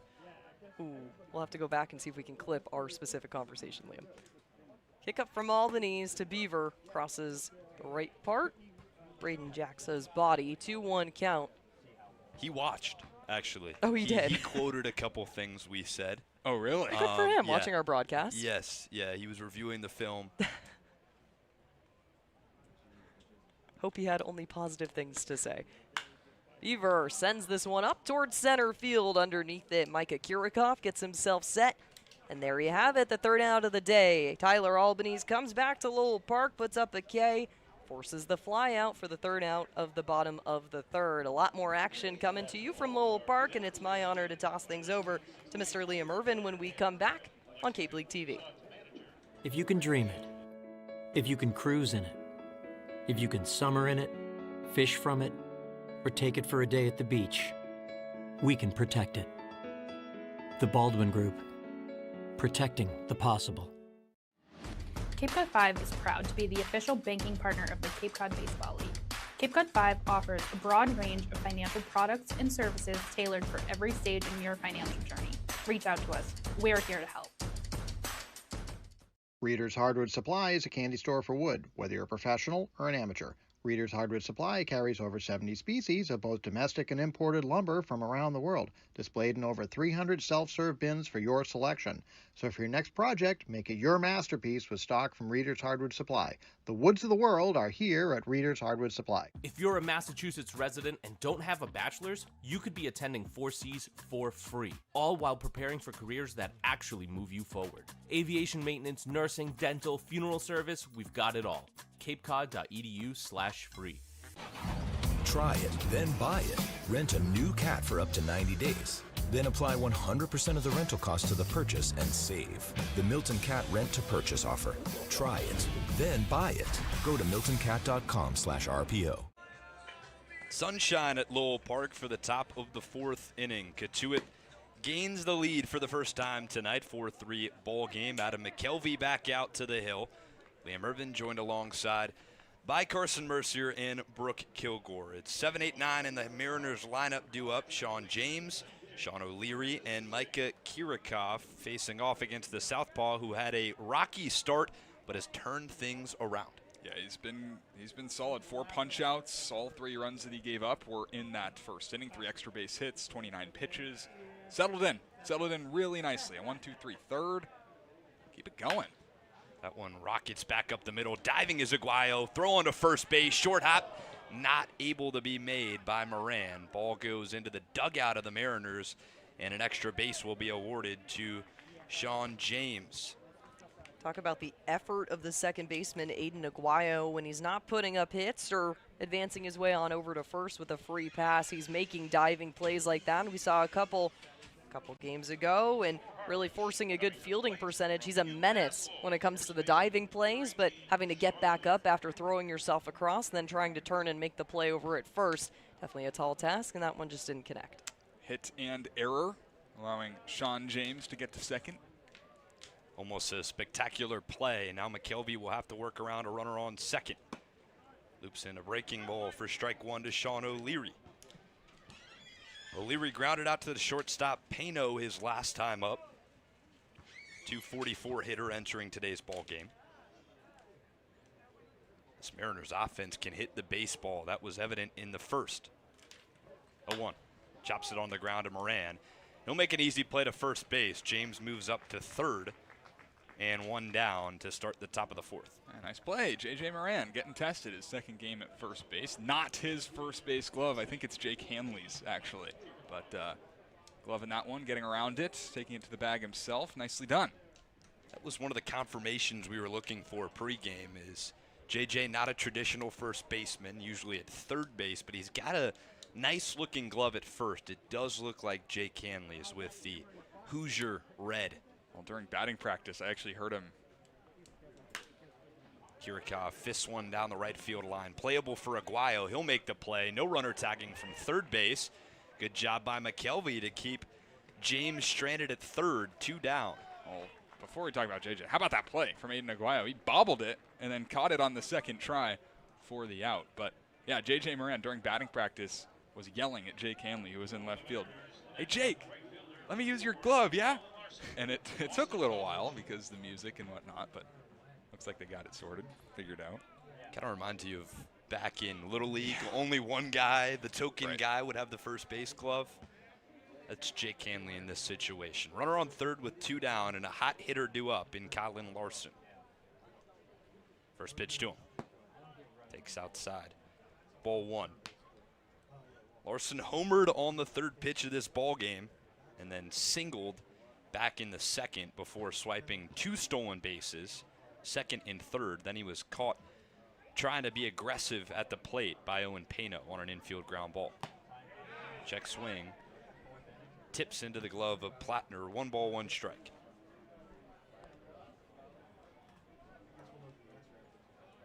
Got a lot of equipment necessities this season. Dylan Wood's hat, J.J. Moran's first base glove. 1 ball, 1 strike to Colin Larson. McKelvey set the pitch. Just misses the bottom of the zone. Pitch. Like that one. 88 miles an hour, right where we're going to see Adam McKelvey living. Like a good one, though. Kind of looked like for a moment there that Adam McKelvey had a chance of not making it out of the first inning. Sitting in the top of the fourth with 2 down. 2-1. Runs inside. Ball 3. Now he is 1 pitch away from going 4 complete, and if he stays in this ball game, there's a chance for a win credited to his name. Yeah, I mean, he's really, really bared down. It's difficult to turn it around like he has. 3-1. Finds the zone. You give up 3 runs. The first batter, the 3rd pitch of the ball game, was sent over the wall. Kind of a shock for a pitcher. Usually adjusting well has been McKelvey. 2 down, James on third base. Larson faces a full count. The pitch. Yanks it outside. Ball 4. Larson heads down to first base, and that's a guy with a lot of wheels heading down to the base paths. Yeah, you talk coming into this game, 10 stolen bags, able to put up a couple more, get things started. Had 2 stolen from second to third, getting himself situated over there. That's not a guy that you want to just brush over really easily. McKelvey, though, has the advantage here with the lefty toss, so you can make a quick play over to first if needed. You've got zippy players like Aiden Aguayo and J.J. Moran ready to make the play. Middle plays back. Larson leads off first. Stays put. Pitch. Just low. Nate Castillon, the 2-hitter in the Harwich lineup, due up next. Singled his first time up. Came around to score a run. Reached on a fielder's choice his last appearance. Another low ball in the dirt. 2 balls, no strikes. Time to make a pitch. Got to go after him. Got to keep this. Got to keep this lead. Got to hang a 0. Larson leads off first. He hasn't broke towards second yet. He'll stay put. Pitch. Runs inside on the hands. It's 3 balls and no strikes. Oh my goodness. You're close. You're close. I'm not even going to attempt a 3rd time. We haven't seen this from. Uncharacteristic. Yeah, there is what you're looking for. From McKelvey. 3 balls, no strikes, 2 outs, runners on the corners. The pitch. Upstairs. 4 straight for Adam McKelvey. Bases will be loaded for Ty Smolinski. 5 straight balls. Not really in the realm of Adam McKelvey. Usually the guy that's filling up the zone. It'll be a mound visit, not a pitching change. Chase Vandermeed was warming. There's now a lefty going. Only 3 lefties in this lineup for Steve Englert's Mariners. Yeah, pretty uncharacteristic of Adam McKelvey coming into this game. You saw it throughout the 4 games that he's played so far, and even in his first start against Hyannis, no walks given up in that one. Your last walk coming back in the first against Sean James. Now you've got back-to-back starting things off in the 4th. You got a good stretch going, but as Coach Coop said, make them play limited offense. Don't give anything more than simple plays. You got 2 outs on the board. Just not either got to put the ball in play and throw a nice ball over to first, or even make the play at home plate, or just get the K out.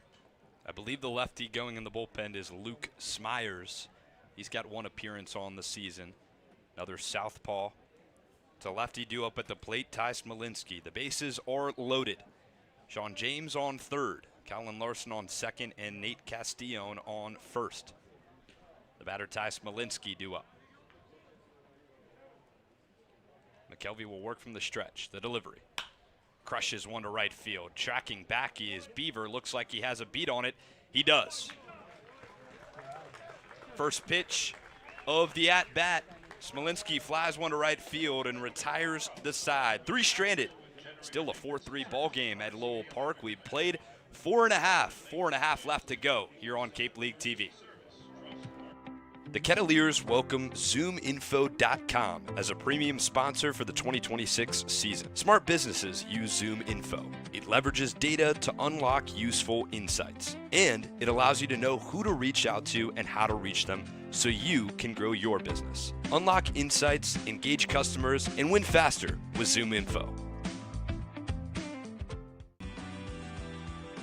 Proudly serving Cape Cod, Plymouth, and the South Shore since 1927, Paul J. Cazalt & Sons are here to solve your roofing, siding, and gutter needs. They also offer window replacement, rotten trim repair, deck resurfacing, and many other exterior improvements. Get in touch with the experts at Cazalt Roofing and Siding by calling 508-428-1177 or head to their website at cazalt.com, spelled CAZEAULT.com.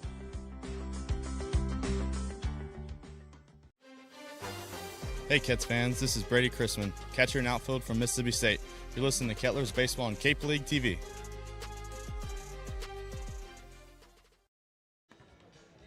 Four and a half down, 4.5 to go at Lowell Park. 4-3 ball game. Good defense all around so far, and one of those guys who's been solid defensively, like Kirikov. MAC Defensive Player of the Year at Kent State. Long line of being a good player. 65 overall player, number 65 overall ranked player in the state of Indiana out of high school, and number 10 outfielder. He's played some good defense on the Cape as well, taking a couple of hits away from the Kets in the 3 meetings. I think he started all 3 games out in center. Yes, he has. Cotuit has stranded 6 runners on base in the last 2 frames. Guy on the mound, Tyler Albanese, came in for 2 outs in the last frame. Got a strikeout and a flyout to strand the bases loaded. Loops in a breaking ball for strike 1 to Aiden Aguayo. Part of the Kets lineup due up: Aiden Aguayo, Isaac Sturgis, and J.J. Moran. Aguayo's 0 for 0 today, a hit by a pitch and a walk. 0-1. Towards the helmet of Aguayo. 2-1, 1-1 is the count. It's one of those things. It feels like the offense has been clicking. Got 5 hits, but you've still stranded 6 runners on base. Crushes one down the left field line. It'll fall for a hit. Aguayo thinking about 2. He'll round first and slam on the brakes and head back there. Throw back will not get him. A hard hit single for Aiden Aguayo. Smart decision to head back to first base. Dives in head first safely. Getting on it early in the at-bat. Yeah, the hits with runners in scoring position will come. You just got to stick to the approach. If they're coming with nobody on, it's only a matter of time before they start falling with runners on. Now, early runner on, see what you can do. Try and do some damage. Single from Aguayo to start off the bottom of the 4th. That's the 6th hit of the day for Cotuit. That matches Harwich. Albanese set. The pitch misses with a breaking ball.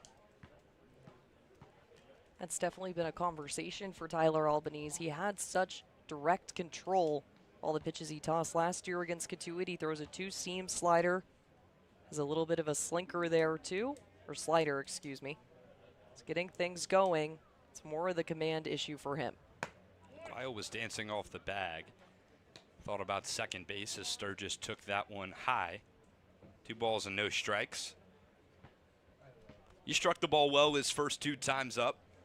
Grounded out sharply to the second baseman, James. And then lined out to the center fielder, Kirikov. Pitch. Takes outside, ball 3.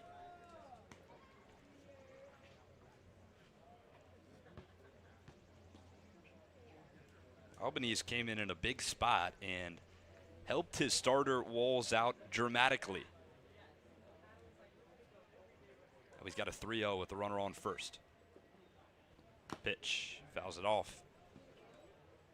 3 balls, 1 strike. Walls had the bases loaded before exiting the game with 1 out in the 3rd.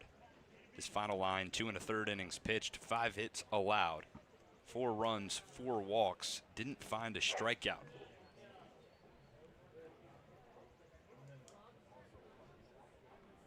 Hitters count for Sturgis. The delivery takes high. Ball 4, station to station go the Kettleers. Moving to second is Aguayo, over to first Sturgis. Well, this is a guy, I'll keep talking about Tyler Albanese for a second, who doesn't offer a lot of walks. Coming off of hip surgery back in August, the 2025-2026 season had 10 overall compared to 18 strikeouts. Less time played with 20 innings pitched, but 2024 to 2025, 39 1/3 innings pitched, had 19 walks compared to 56 strikeouts. So he's someone who has great command over his zone. He's struggling here, though, against these Kettleers. Moran squares around a bunt, pulls it back, breaking ball, fooled them. Was numbers last season, Brooke, right here at Cotuit. You were here. Pretty fabulous stuff. Earned him CCBL Pitcher of the Week, finished with a 2.45 ERA in 10 games played, 22 innings pitched. He gave up 14 hits, tossed 338 pitches over the season, 20 strikeouts, only 7 walks. Moran opts to not bunt in the 0-1 situation, takes another breaking ball. It's 0-2. Albany's set. Runners lead off first and second. Kick and pitch. Runner takes off towards third. Laying off is Moran. Aguayo's in standing. Perfect pitch to go on. Curveball in the dirt. Sturgis not on the same page. He stays at first. Now all it takes is a fly ball to the outfield to get another run home for the Cats. 1 ball, 2 strikes. Sturgis didn't pick up on the steal from Aguayo. He's still at first. The 1-2. Now he'll take off. Pitch is crushed on the ground to the third baseman, and it eats him up. Peltier moved to his left and couldn't find the baseball. Another run comes in to score. It's 5-3 Kets. Well, good thing that Sturgis was in motion. Could have been a double play. It's going to be an error on the third baseman, Peltier. That's the right call. But JJ putting the ball in play. Things happen. Won't be an RBI. But might be in part due to Sturgis taking off towards second. In that situation, a pretty easy double play baseball. Peltier thought about second, but just couldn't find the baseball. Now it's Pano. First pitch on the corner, strike 1. It's a 5-3 ball game. Cats were down 3-0 in the top of the first before they even picked up a bat. Now it's 5-3. The pitch to Pano. In on the hands, ball 1. Still not an out in the bottom of the 4th either. Single from Aguayo to start off the inning. Sturgis walked. Moran reaches on an error. Now it's Pano's turn. The pitch. Breaking ball. Half-hearted attempt at the plate. He did go around. It's 2-2.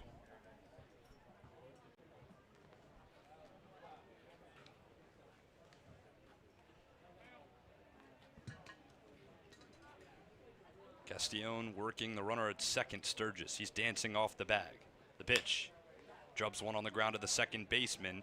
James will have to go to first base the easy way. Unable to turn 2. Runners advance 90 feet. Sturgis moves to third. Moran to second. 1 out. Productive out. Works like a bunt. And with less than an out on the board, you'll take moving the runners up 90 feet. Now, base hit by Plattner. You get two more runs on the board. The guy who's capable to do that. He's already got 6 base hits in 20 at-bats coming into today. He walked his first time up, then tried to lay down a bunt and popped it up to the pitcher. Big hack from Plattner, whiffs that one.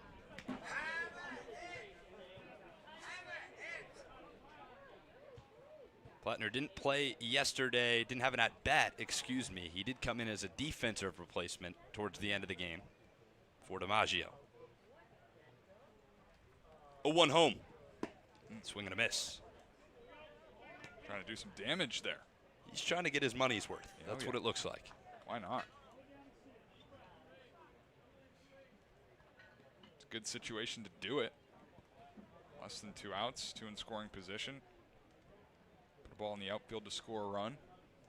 Infield will come in to try and nab the run at the plate. The 0-2 takes just a hair off the corner. A lot of movement by Jax's glove behind the plate. Maybe clipped a piece, but hard to fool home plate umpire Mike Hinosa when there is that much movement with the glove. 1 ball, 2 strikes, 1 out. Albanese fires. Got him, chasing upstairs. Second strikeout of the ball game for the Mariners. Both are credited to the righty, Tyler Albanese. That's something that Cotuit is used to seeing on the other end of the offensive spectrum, but Albany's really forcing. We saw with Owen Pano with a pop-up towards second base. It was soft contact. Will Plattner kind of changing things around and trying to go out hard as the 1-3 final count to put him out, and Albany's, like you said, has got 2 Ks on the day. There's a guy to get you a 2-out RBI. It is Noah Coy. Takes inside for ball 1. He had 2 of them yesterday. 2 outs, 2 RBIs for Coy, who's been swinging a hot bat. 2 hits today already. Scored a run. 1-0 pitch. Get you over breaking ball. And in those back-to-back RBI singles, he's had at least 1 strike in each of his counts. Had a 3-1 back in the third, and then a 1-2 back in the second. Coy's already got 2 RBIs. He's got 2 more waiting for him on second and third. Albanese delivery. Crushes one to right field. Back is Larson. He'll look up. It's out of here. Noah Coy goes big fly, the first at Lowell Park for a Kettleers hitter, and breaks this game open. A 3-run shot, make it 8-3 Ketts.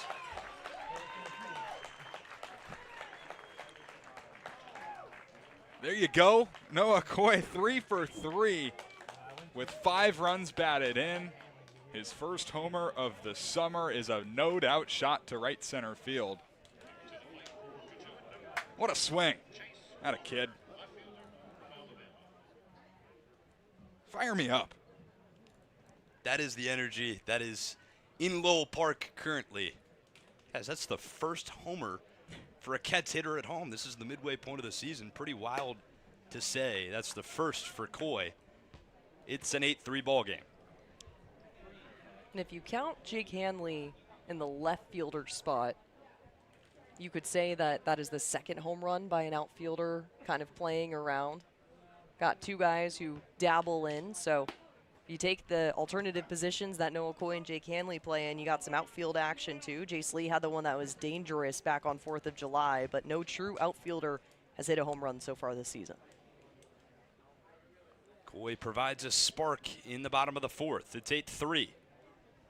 Kroberger almost got plunked again. Full count to him. That's the second hit of the inning for the Ketts, 7th on the day. But they've put across 4 runs in the bottom of the 4th.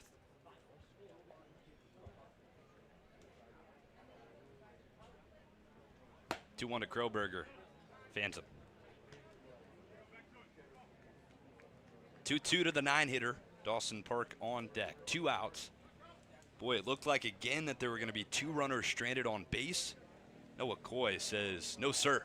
Puts one over the right field wall. Yeah, how's that for hitting with runners in scoring position?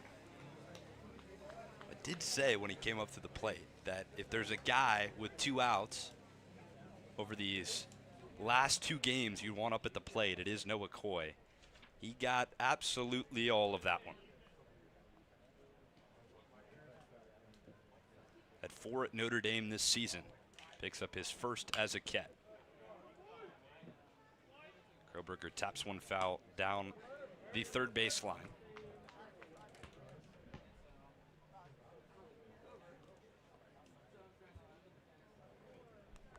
He pinch hit last night for Jake Hanley. Found a hole on the infield for a single and an RBI. Got the bases empty now. 3-2, 2 outs. Albanese delivers. Fists off the hands into center field. Tough play for Kirikov.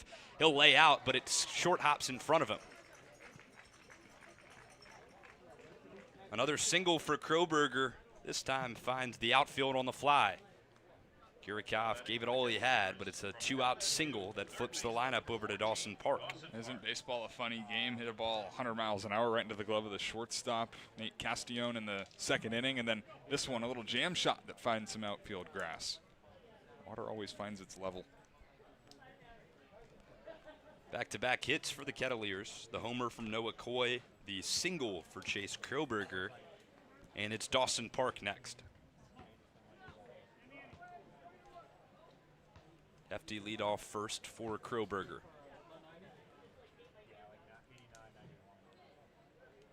Albanese kicks and deals. Crushes that one to left field. Back goes Hotchkiss. It's one hops the wall. No, it's foul. Wow. Oh, a last-second call from the home plate umpire, Mike Hinojosa. He ran out down the left field line. It looked like certainly that baseball was fair. Off the bat, you thought it might have been gone, and now it's going to be a long strike. Wow. That was not only a late call, but I think that ball was fair. Bullpen's fired up about that, too. They have the best view out of anyone in the ballpark.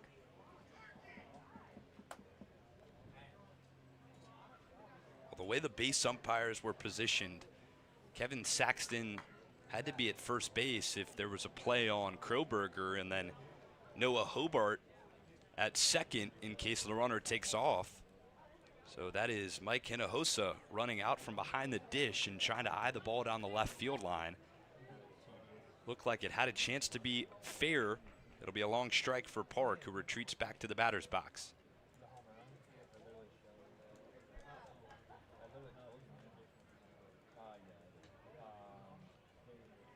0-1 with 2 outs. Albany's pitch. Takes below the zone.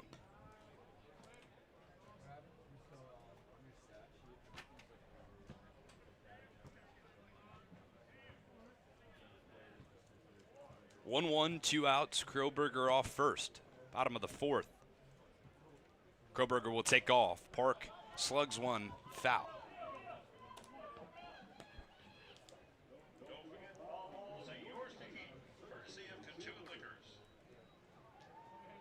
An inning that has been all offense for the Kettleers.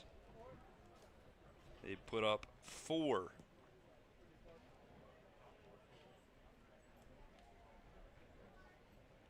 Park's got a 1-2. Kroberger stays put. The pitch fans him on a breaking ball. Park almost had a double down the left field line. Instead, he'll be retired on strikes. That's the 3rd punch out for Albanese, but not before. Noah Coy goes big fly. The first homer for a Kettleers hitter at Lowell Park. Top of the 5th coming your way shortly after these short messages from our sponsors. Aubin Equipment has been providing service to commercial landscapers in the Cape Cod area for more than a decade. They're staffed with experts and professionals who provide you with personal service for all your equipment needs. Aubin Equipment is the exclusive sales and service dealer for Walker Mowers on Cape Cod, and we're named the top dealer in Walker Equipment 3 years in a row. Find Aubin Equipment online at aubinequipment.com or stop by Monday through Friday at their location in South Dennis.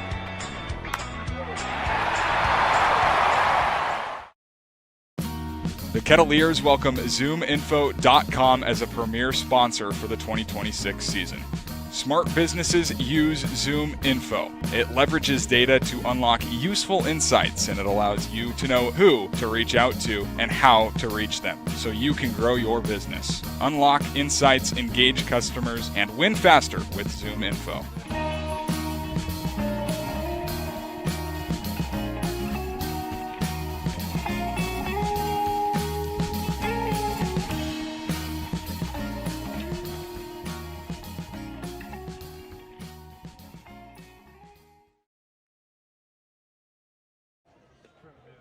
Top of the 5th inning at Lowell Park, an 8-3 ball game. New arm on the mound, but before that, the last half had an offensive explosion from the Kettleers. Noah Coy got into one, 370 feet, 94 miles per hour off the bat. Yeah, Tyler Albany's trying to sneak a heater. Top of the zone, not this time. Take another look. So good. We can watch it twice. Fastball top of the zone, and Noah Coy does his thing. His first home run of the year, first homer for a Ket at Lowell Park this summer. And it has the Kettleers on top 8-3 as Luke Smyers takes the hill. Adam McKelvey's day is done, all things considered. Started off giving up 3 runs in the top of the first, and he'll have a pretty good line to end things off today at Lowell Park. The man replacing him will be Luke Smyers, the 6'3", 215-pound left-handed pitcher from Alabama. 1 appearance on the summer so far. Yeah, we saw him on July 4th, an inning and 2/3 against Falmouth. 3 hits, 3 earned runs, 2 walks, flashed the punch-out. Struck out 4 Commodores on 4th of July, 52 pitches. So he had to work really, really hard. But, guys, I know that you were in the outfield for that one. The stuff looked really, really good from him. Just need to hone in on the command, a couple of walks. Southpaw out of Alabama. Coach Rob Vaughn refers to Smyers as a, quote, young budding star. Only threw 13 2/3 innings pitched this season at Alabama, but he's got a familiar backstop behind the dish in Will Plattner. And he'll face Braden Jackson to start off the top of the 5th inning. 8-3 ball game, Ket's on top. Hang a 0. That's what we need after a 4-run frame.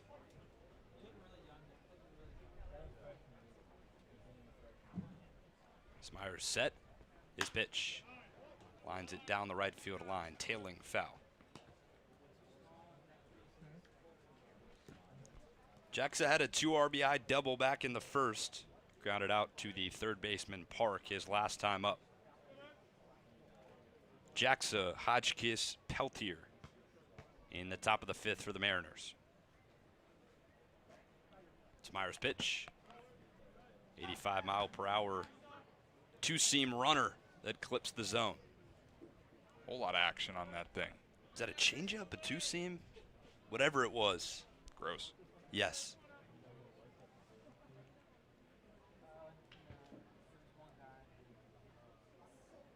The 0-2 home.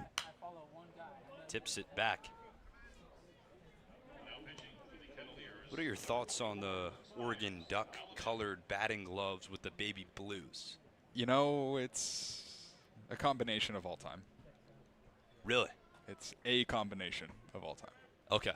Okay. I see where you're going with that. I like the baby blues, and I like the green and yellow. But is that the name for that? The Oregon duck colors are green and yellow?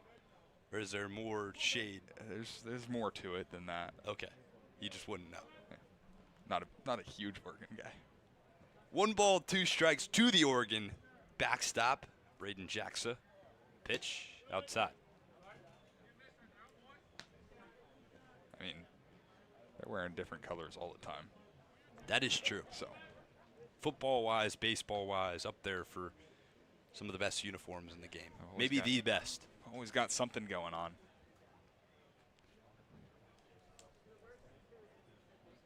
Smyers kicks and fires, and he just held on. Tell you what, Jackson's a guy that's got a lot of pop. Watched him hit one 400 and nearly 70 feet against Northwestern back in March. I mean, that ball up there with the furthest balls I've ever seen hit. Over the batter's eye in center field at PK Park. This kid's going to be special. Very, very special one day. Just in his 2nd game on the Cape as a Harwich Mariner. He's got a 2-2 count to Smyers. The lefty comes set. His kick and pitch. Inside, just misses. Try to go inside with that 2-seamer. You could definitely tell that Jackson was trying to pull away from it. Darted back to the inner part of the plate, but does miss. Now it's full to the first hitter of the top of the 5th. Smyers home. Crushes one to center field. Back goes Sturgis. He is still going back, and he leaps and has it.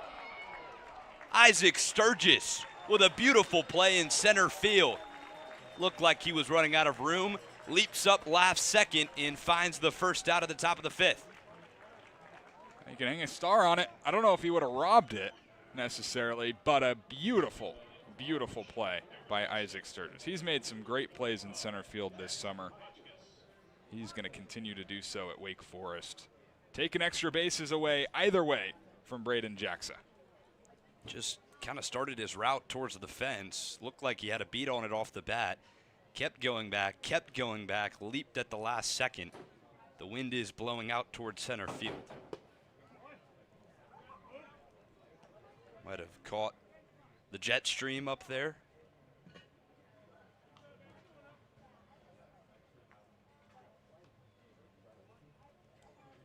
Dazzling play for out 1.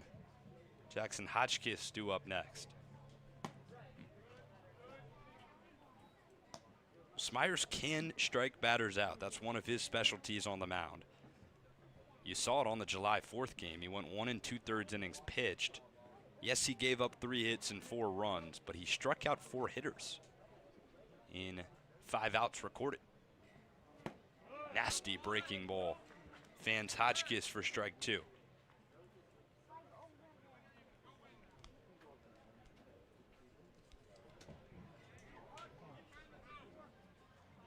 Well, I mean, his last appearance in the spring was in April.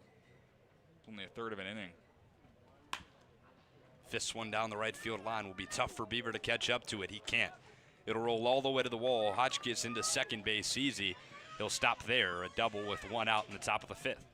I mean, hey, sometimes it gets guys, it takes guys a little while to get going, right? And maybe that's the story for Luke Smyers after an outing against UAB. Gave up 5 runs. That was it for him on April 21st. So, been a couple of months since he's taken the baseball game situation. Gives up the double there to Jackson Hotchkiss, who, good ball player, struck you out twice today. It's hard to keep him quiet for so long. Now, got to find a way to get a quick out here. J.P. Peltier finds himself in the box with 1 out in the top of the 5th following the Hotchkiss double. You saw Will Plattner head out to talk to his Crimson Tide teammate, Smyers, on the mound. Tracks to second, finds home. Peltier fouls it off.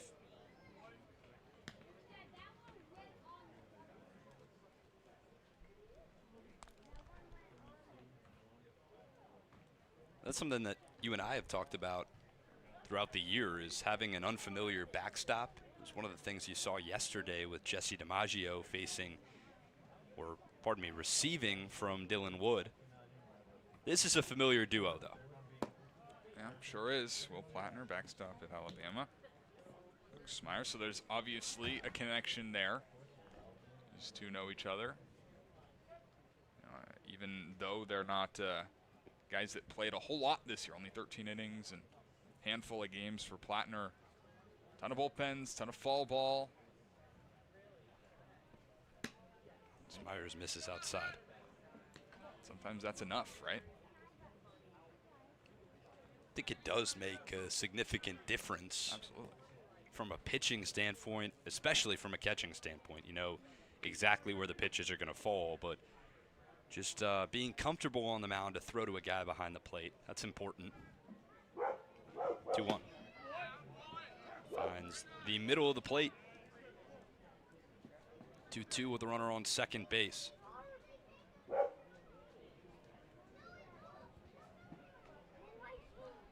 Guayo's holding the runner Hotchkiss on second. Peltier up. Big hole on the right side. Smyers' pitch. Hits it to the right side. Aguayo shifts over, though, and will make the play.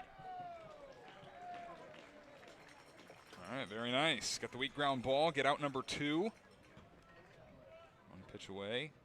Hotchkiss does move to third, but so what? Forget about him. You got 2 outs. You can go after the batter.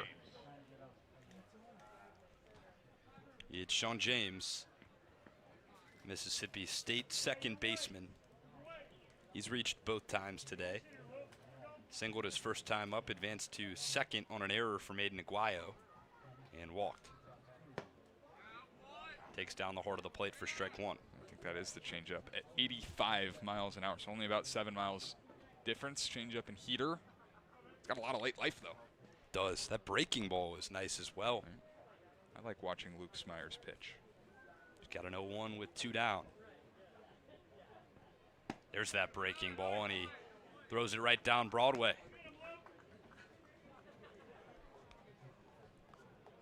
Well, so do I like watching Luke Smyers pitch, but if you're a Kets fan right now, you'd like to see him pitch as little as possible. He's got 1 strike to get him out of the top of the 5th. The 0-2. Takes down the middle, strike 3. First of the day for Luke Smyers, the 5th on the year for the lefty out of Alabama. He'll head off and put another 0 on the board for the Kets pitching staff in the top of the 5th inning. The score is 8-3, led to the bottom of the 5th here at Lowell Park, next on Cape League TV. Boston Hand to Shoulder is the go-to team for Boston's professional athletes, musicians, workers, and families across New England. They are trusted orthopedic specialists for athletes and everyday people. So if an injury is slowing you down, Boston Hand to Shoulder is now on Cape Cod. Call 617-965-HAND for all your hand and upper extremity needs. Boston Hand to Shoulder, proud sponsor of the Kettleers. Cape and Coast Bank has been supporting Cape Cod families since 1921. Just like the Kettleers, they believe in teamwork, commitment, and community. Whether you're planning your next big move or need smart business advice, Cape and Coast Bank is there to help. Find out more by visiting capeandcoastbank.com or at their nearby location off Falmouth Road in Marston's Mills.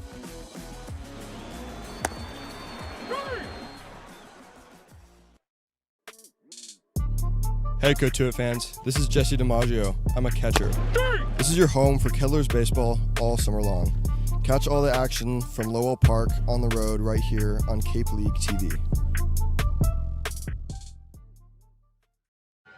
Another blank from the Kets pitching staff, bottom of the 5th. It's 8-3 at Lowell Park. Kets hanging on for now, looking to pick up their 2nd victory in a row following 6 straight losses. Let's take a look at where they're positioned in the standings in 4th place in the West. Yeah, Cotuit 6-12-2. Turn over to the East 13-6-1. That'd be by far best in the West, but that East Division playing tough baseball right now. Good opportunity for the Kets to knock off a team that's playing in objectively a better league right now, a better division. It'd be a big time win. It'd be the 2nd win over Harwich this year. Why not get it done? There's a lot of ground to be made up and a lot of season left to go. Well, that is the ironic thing for all of those teams in the East Division. The top 4 would be in contention. Obviously, YD would be atop the division regardless, but Brewster, Harwich, and Chatham, if they were in the West Division, would all be atop of the division. Ironic. New arm enters the ball game for Harwich, who is looking to increase their standings in the East. It's Thomas Mitchell, the 6'4", 195-pound lefty. He making his first appearance on the summer, but was really good for a good Elon team. An ERA tick under 4 in 15 appearances, made 7 starts, 47 innings pitched, struck out 36. So he's going to be pitching to contact. Opponents hit 309 against him. So there's an opportunity for the Kets. Took some really good steps, though. 11 innings in his freshman year. Gave up 16 earned runs, 21 earned runs, and 47 innings pitched this spring. So he's figured himself out a little bit. Tall but skinnier kid. 6'4", 185 pounds, listed on Elon's website. He's ahead in the count to Landon Beaver to start things off in the bottom of the 5th. Landon Beaver, Aiden Aguayo, Isaac Sturgis. Beaver takes down the middle for strike 3. Only the 4th strikeout for Harwich pitching staff. First for Thomas Mitchell. Punches out first batter, he faces. Sure, why not? Backwards K. Beaver goes a look, and he's 1 for 3. 1 for 4 now. Pardon. The Kets offense has been red hot, but they've still left 8 on base. Naguayo due up next. Chops one up the middle. James has a beat on it. Fields across the bag and finds first base for out number 2.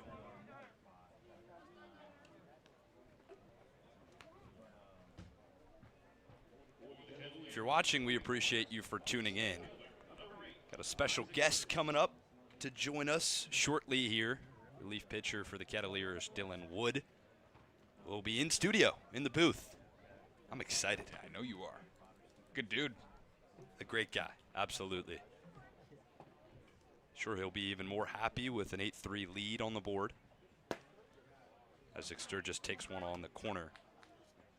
What a start for Mitchell. Coming punched out, Landon Beaver. Got Aiden Naguayo to ground out on the first pitch, and he's ahead 0-1 to Sturgis. His pitch upstairs. 1-1, 2 outs. Pace of play has been a little slower than yesterday, which has you thinking there might be an early end looking farther down this ball game. Hope not, as Sturgis pops one foul.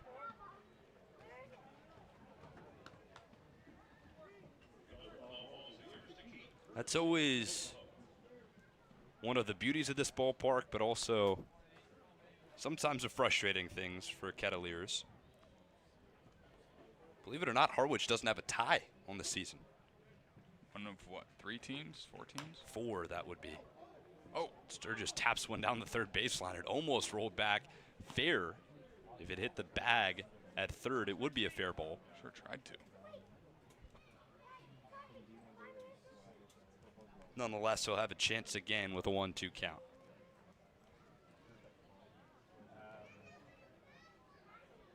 Thought Sturgis had a great talking point today about the simplicity of his approach at the plate. It does seem like he's just been calming down his movements. And even the takes like that, a borderline pitch on the outside corner, took it like it was 5 feet off the plate. Yeah, he said something along the lines of it's easy to press and try and make something happen when you're struggling. But baseball's a tough game. Sometimes you just got to ride it out and relax. That time he's fanned on a breaking ball on the outside corner. Second strikeout for Mitchell. He goes 1-2-3 in the bottom of the 5th. It's an 8-3 ball game. Kettleers on top. Dylan Wood will be joining us shortly in the booth. Until then, we'll take a quick break and return on Cape League TV. Aubin Equipment has been providing service to commercial landscapers in the Cape Cod area for more than a decade. They're staffed with experts and professionals who will provide you with personal service for all your equipment needs. Aubin Equipment is the exclusive sales and service dealer for Walker mowers on Cape Cod, and we're named the top dealer in Walker equipment 3 years in a row. Find Aubin Equipment online at aubinequipment.com or stop by Monday through Friday at their location in South Dennis.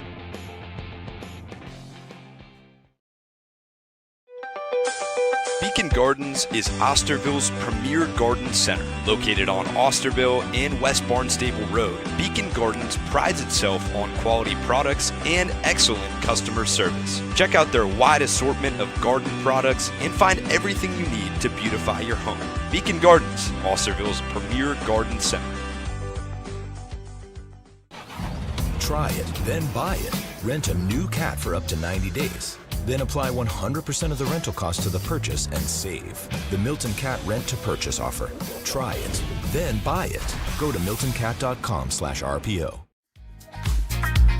Hey Cats fans, this is Noah Coy, shortstop from Notre Dame. You're listening to Kettleers Baseball on Cape League TV. Top of the 6th inning at Lowell Park. Liam Ervin joined alongside by Carson Mercier. And hey, we've got a special guest today in studio, Dylan Wood, right-handed pitcher, relief arm. He threw yesterday. Dylan, how you doing? I'm doing great. Yeah, this is great. It's great to see you guys. It's awesome to have you. Yeah. You threw yesterday on the mound. Threw pretty good, actually. That was kind of an understatement from you. How'd you feel out there? I think I felt really well. You know, I haven't been on the mound in a minute. So I think that was one of the bigger things is getting out there, getting back on the mound, and just staying dialed in. How hard is it to go from, not pitching for a while to getting right back into game action against some of the best hitters at the college level? I think for me, honestly, it was a little bit of an experience just because of the fact that I haven't pitched in so long. That I knew that it would take a little bit of time to get my mentality back through and get everything that I knew before when I used to dominate on the mound to adjusting to it now. But yeah, I think it's been pretty good overall.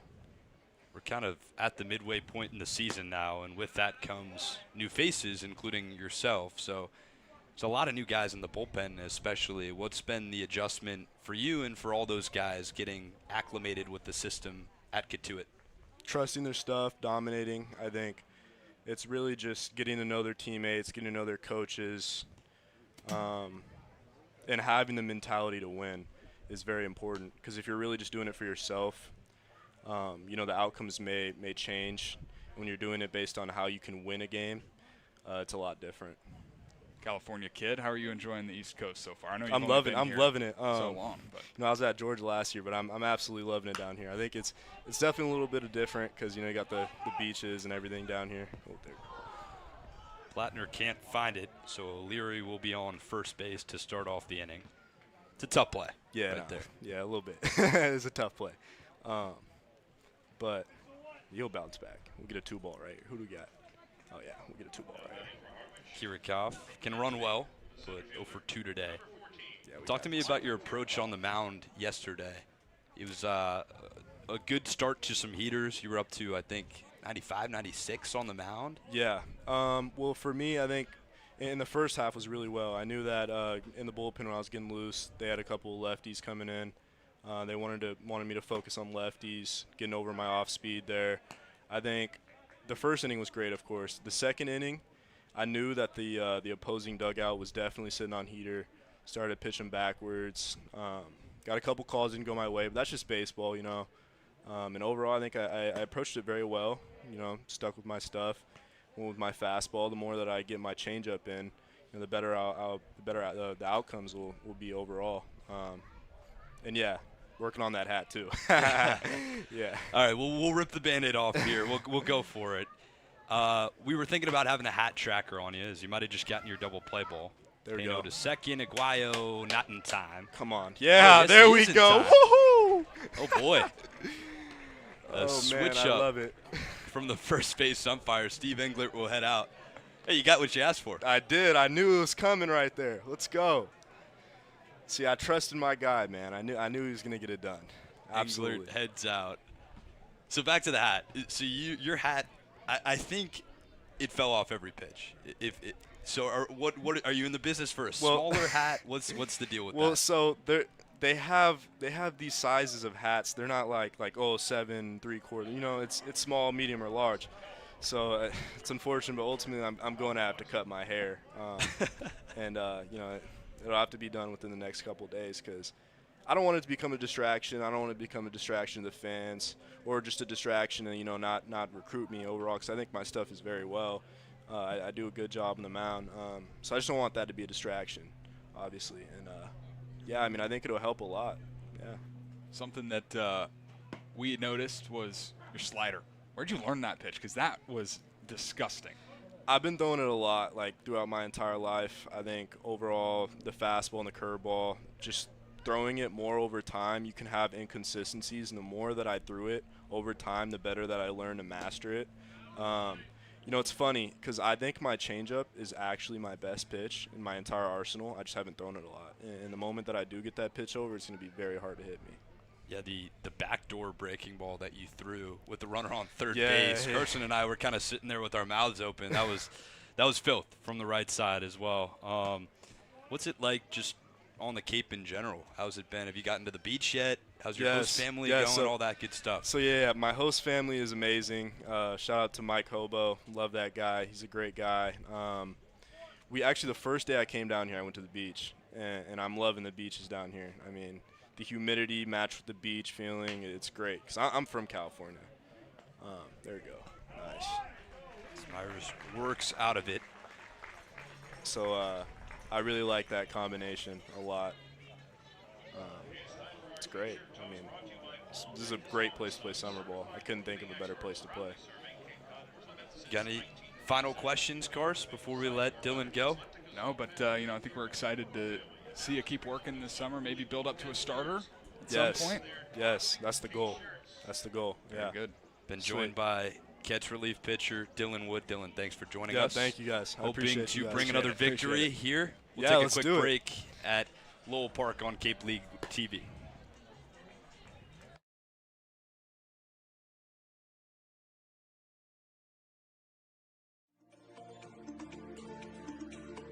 Proudly serving Cape Cod, Plymouth, and the South Shore since 1927, Paul J. Kazalt & Sons are here to solve your roofing, siding, or gutter needs. They also offer window replacement, rotten trim repair, deck resurfacing, and many other exterior improvements. Get in touch with the experts at Kazalt Roofing and Siding by calling 508-428-1177 or head to their website at kazalt.com. That's CAZEAULT.com.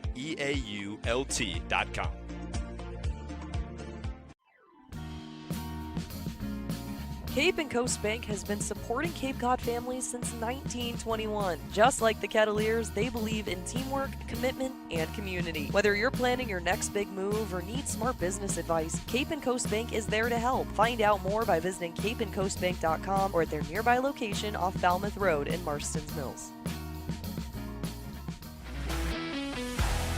Hey Cats fans, this is Ryan Taransky, outfielder from the University of Cincinnati. You're listening to Kettleers Baseball on Cape League TV.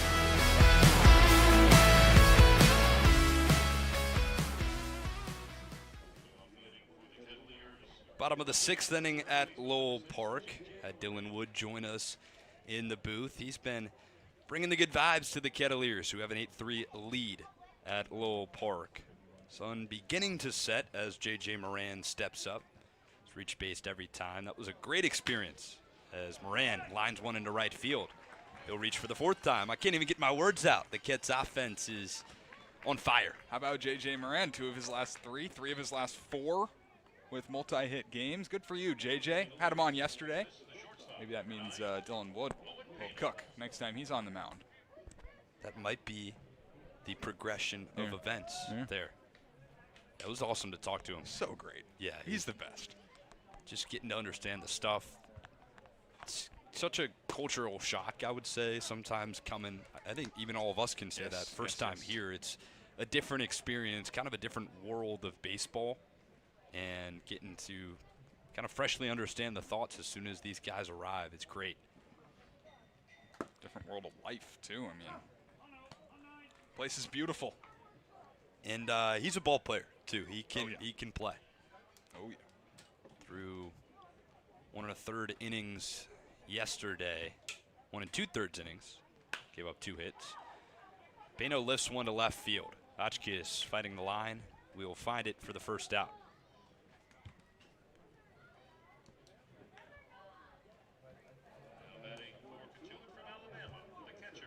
Mitchell still in the game for the Mariners. His first appearance on the Cape. He had a 1-2-3 inning. That was just his first hit allowed as a Mariner to J.J. Moran. Started with Walls, then to Albanese, and now it's Mitchell.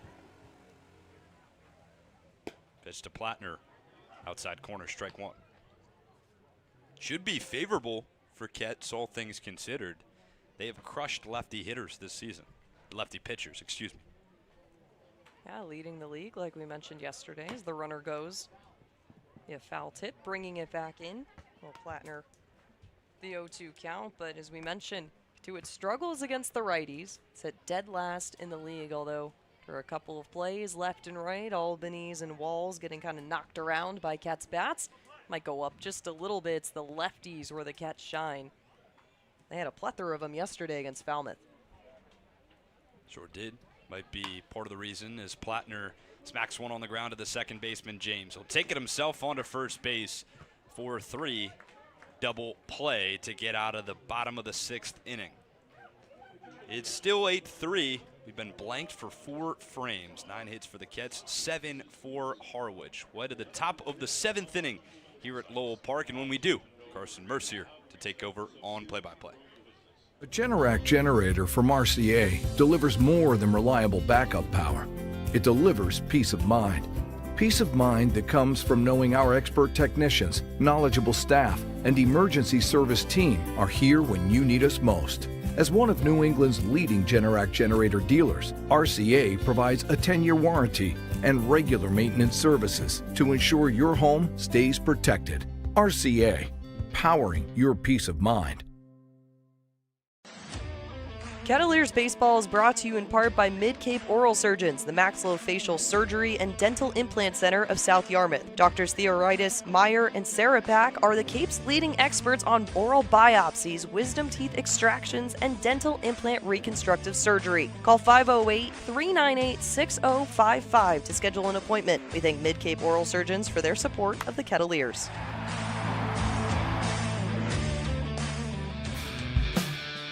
Kets fans, this is Chase Vandermeed, right-handed pitcher from Notre Dame, and we're grateful for all your support this summer.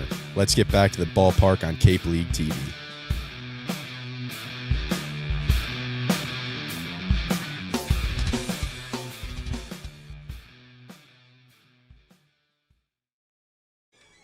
Final three frames from Lowell Park here on a beautiful Thursday evening, July 9th. Cotuit and Harwich at it for the third time this summer, and it's 8-3. Cotuit leading, trying for their second win over Harwich on this summer. These teams have kind of exchanged 11-run wins with each other. First time that they met off, it was at White House Field, third game of the year, and Harwich took it 11-8.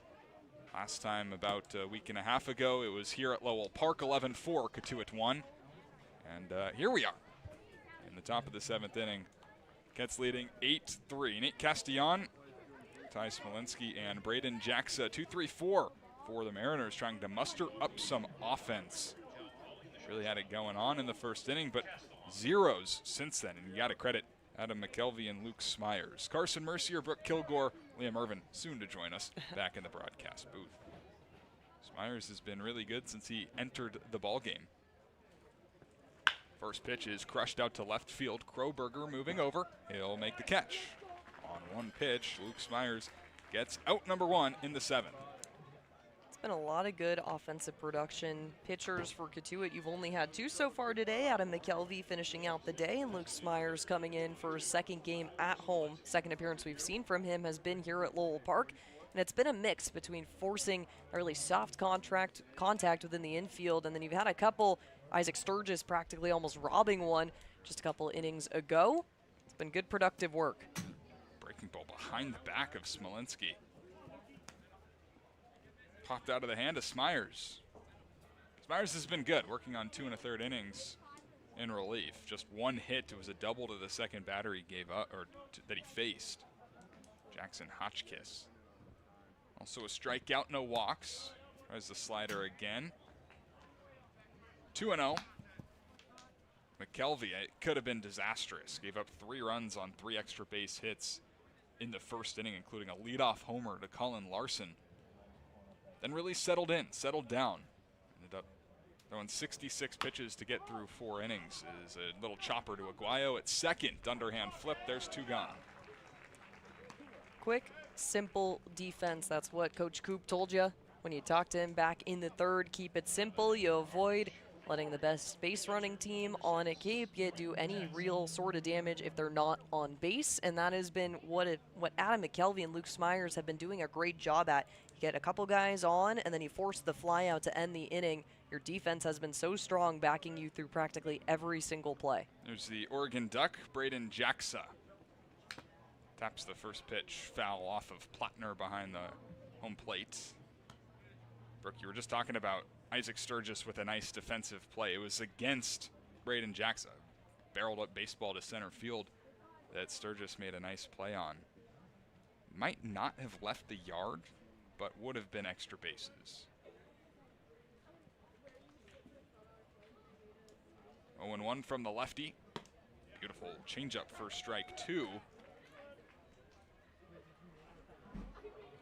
Smyers trying for the second 1-2-3 inning by Kets pitching in this ballgame. Adam McKelvey had one in the third. No balls, 2 strikes, 2 outs, and an 8-3 Cotuit lead. Smyers winds and fires, backdoor breaker misses. Talk a little bit about Smyers coming into this game. Last time we saw him was against Falmouth on the 4th, 1 2/3 innings pitch, giving up 3 hits, 4 runs, 3 of them earned. It was his first game in a Kettleers jersey. He come off cold like you asked Dylan Wood about. This one goes on the outside and evening the count 2-2. You talk to him, you get a month off from live pitching. Got to get readjusted, and Dylan Wood throwing absolute heaters in his first real game of play. Smyers still trying to figure out the kinks in the work so far. It's done a really nice job at doing so in this outing. 2-2 pitch is rolled foul. Tied up, Jaxa will do the 2-2 again. It's an adjustment for both hitters and pitchers, and it's kind of a storyline first month of the year for the Kettleers. The offense struggling so heavily, but put up some really good at-bats these last 2 days. Had 8 runs on 8 hits yesterday. 8 runs on 9 hits today. 2-2 home from Smyers. Fastball tapped foul by Jaxa, who had such a productive spring at Oregon. In 49 games, he hit .320 with a .937 OPS, 10 home runs. Former draft guy as well out of high school. Irvington High School in Fremont, California. Go Vikings. You're familiar. My dad used to work for Fremont Unified School District. 2-2, Jaxa rips this to left. It'll drop in front of Kroberger. A 2-strike, 2-out single for the Oregon Duck to keep the line moving in the 7th. That's what happens. Some guys, it's just baseball. I think that's been kind of the theme here and there, but it's been limiting those singles so far. The last one, real full force offensive production for this team, was back in the 5th with that double coming off of Jackson Hotchkiss, who was due up next, ironically. So you got one runner on. Really just got to focus on limiting the ability for these guys to make the moves. The fast release from Luke Myers will help Will Plattner get set if needed. Take full advantage. You've got 2 outs on the board. Jackson Hotchkiss ripped a double off of Smyers their last battle. Takes strike 1 here. Hotchkiss did not have favorable results against Adam McKelvey. He was 0-for-2 against him with 2 punch-outs, both swinging. 0-1 from Smyers. Just below the knees. Make it 1-1. That hit by Jaxa is the 9th base hit for the Kettleers, or pardon, for the Mariners in this ballgame. 1-1. Change up, swing and a miss.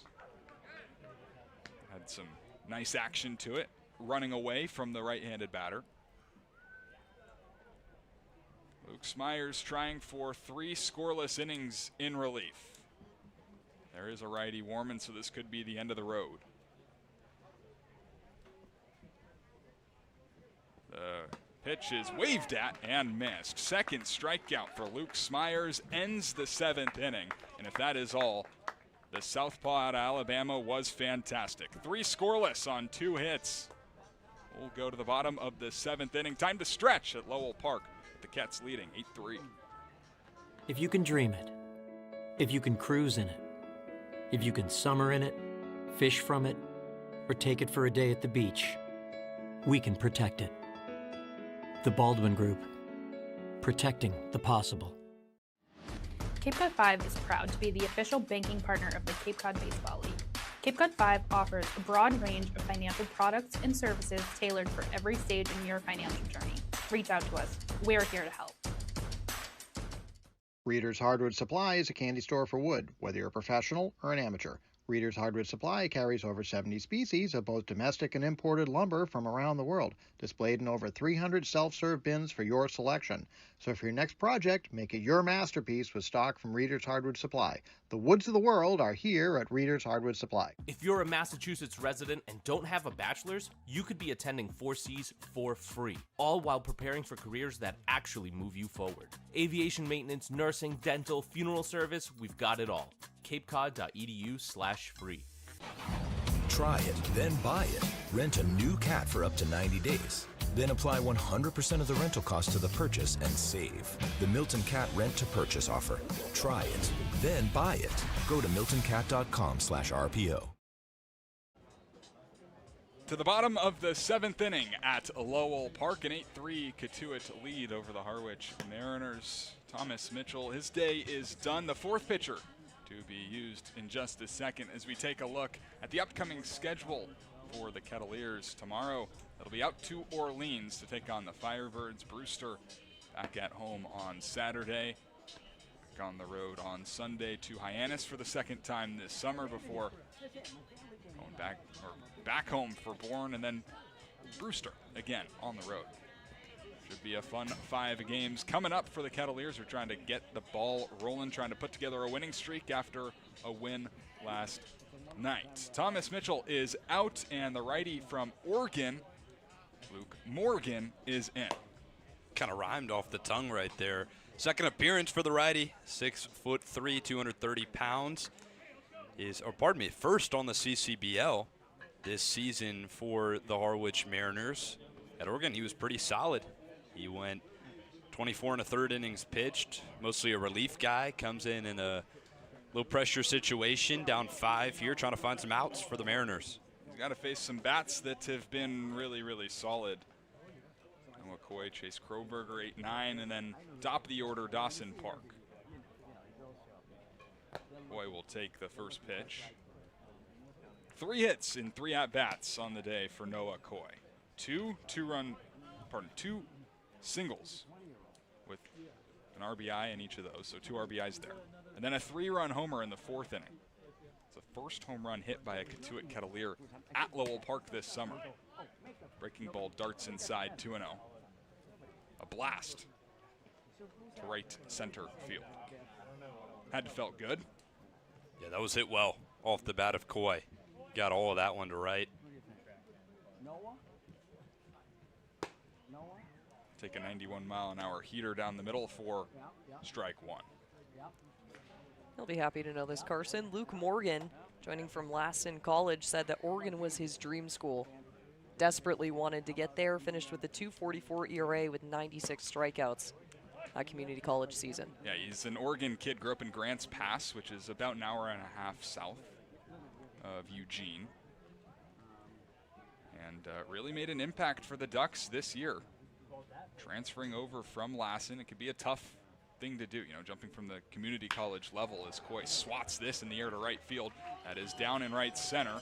Over is Larson to cut it off. It's a 4-for-4 day for Noah Coy out of the number 8 spot in the lineup. Yeah, get this guy a thermometer. He is on fire right now. That is 4 hits. He's hit all of them on the screws. That one pieced up again. You can just tell by the at-bats. He's taking pitches when he needs to, swinging at pitches he wants, picking his own, controlling his pace. Noah Coy has arrived. Only a matter of time before the middle infielder from Notre Dame got going. Really good, productive spring for the Fighting Irish, and now showing it off in the Ketts uniform as well. Kroberger takes a wicked slider for a strike, 0-1. But yeah, back to Luke Morgan. It's a tough jump to make. JUCO to Power 4. He made it look really easy, in part due to that breaking pitch right there. That slider got him a lot of outs. Became a trusty guy in the back end of a bullpen that really didn't have a solidified closer as Kroberger goes down on 3 pitches.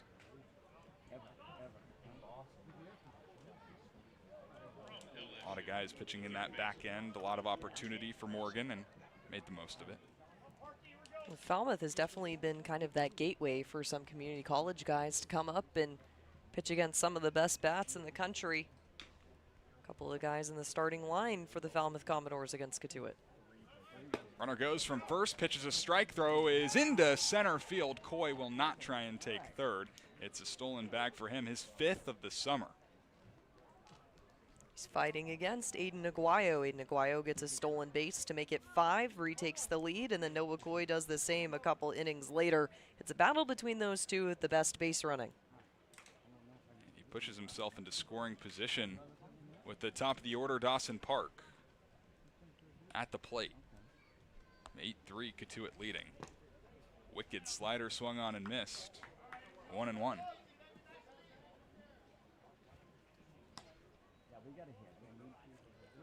I saw Dylan Wood down there and Park missed a double by about a foot or so. It was a borderline play. He said from his perspective it was foul. So right call from the home plate umpire. Park got into one down the left field line. Ended up punching out. He struck out twice today. Guy who can get going right now. Get a hit, get some insurance on the board. 1-2. This time, Park able to lay off. 2-2 the count. Oregon was used heavily end of the year in the regional. A couple of appearances, one against Yale, scoreless inning against Oregon State in the game that put Oregon in the super regional. Here's a two-hopper to the second baseman, Sean James. He throws Dawson Park out at first base, and Noah Coy scoots up to third. It's a hard hit baseball on the ground. James was positioned perfectly. He was shifted up the bag, up the middle, just over the bag to hold on the runner Coy. Barely had to move on a ball that usually would have got through the middle for a single. It'll bring up Landon Beaver with a man on third, 2 outs, and a 5-run lead. Cats trying to push more runs across. They scored 8 runs last night against Falmouth. Trying to one-up that here today as Beaver takes a ball. 1 for 4 day for Landon Beaver, a 2-run single with 2 outs in the second inning. Backdoor breaker, a called strike. That's a nice pitch. Very nice. Oregon pitched against you guys. USC got 1 out. Sure did. 5 pitches it took. 1-1. Right back to that breaking ball. I was calling that game. Don't remember it. That was It was an Oregon win. victory for the Ducks. Yep. Game 1 to USC. The latter to the Ducks. 1-2. Smashed and caught by Sean James. Had to climb the ladder a bit. Able to steal a hit from Landon Beaver, and the inning is over. Luke Morgan surrenders a leadoff single, but escapes the 7th without allowing a run. It's the Kettleers 8 and the Mariners 3 here on Cape League TV as we go to the 8th inning.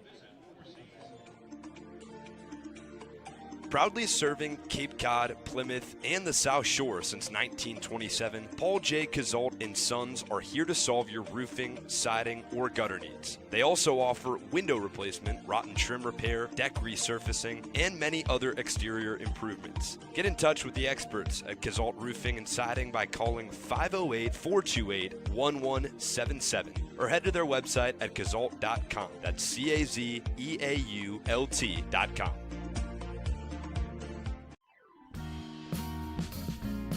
Cape and Coast Bank has been supporting Cape Cod families since 1921. Just like the Kettleers, they believe in teamwork, commitment, and community. Whether you're planning your next big move or need smart business advice, Cape and Coast Bank is there to help. Find out more by visiting capeandcoastbank.com or at their nearby location off Falmouth Road in Marston's Mills.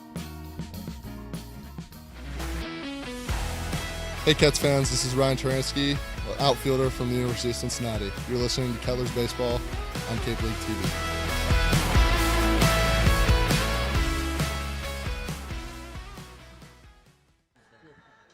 What a rocky game this could have been for the Cotuit Kettleers. Take a look at the line score. 3 runs in the top of the first inning. First batter on the 3rd pitch, Colin Larson hit a home run.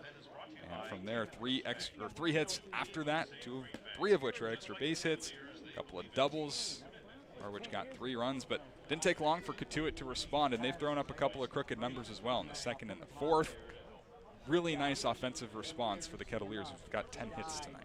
Yeah, again, took the words out of my mouth. It felt like at the start of this game you could be looking at, hey, this might be a blowout win for Harwich, but credit to the Cotuit Kettleers, credit to Adam McKelvey on the mound. He came back firing following a rough first inning, and now there's a new arm in the ballgame. It's Eli Buxton on to make his 7th appearance of the summer.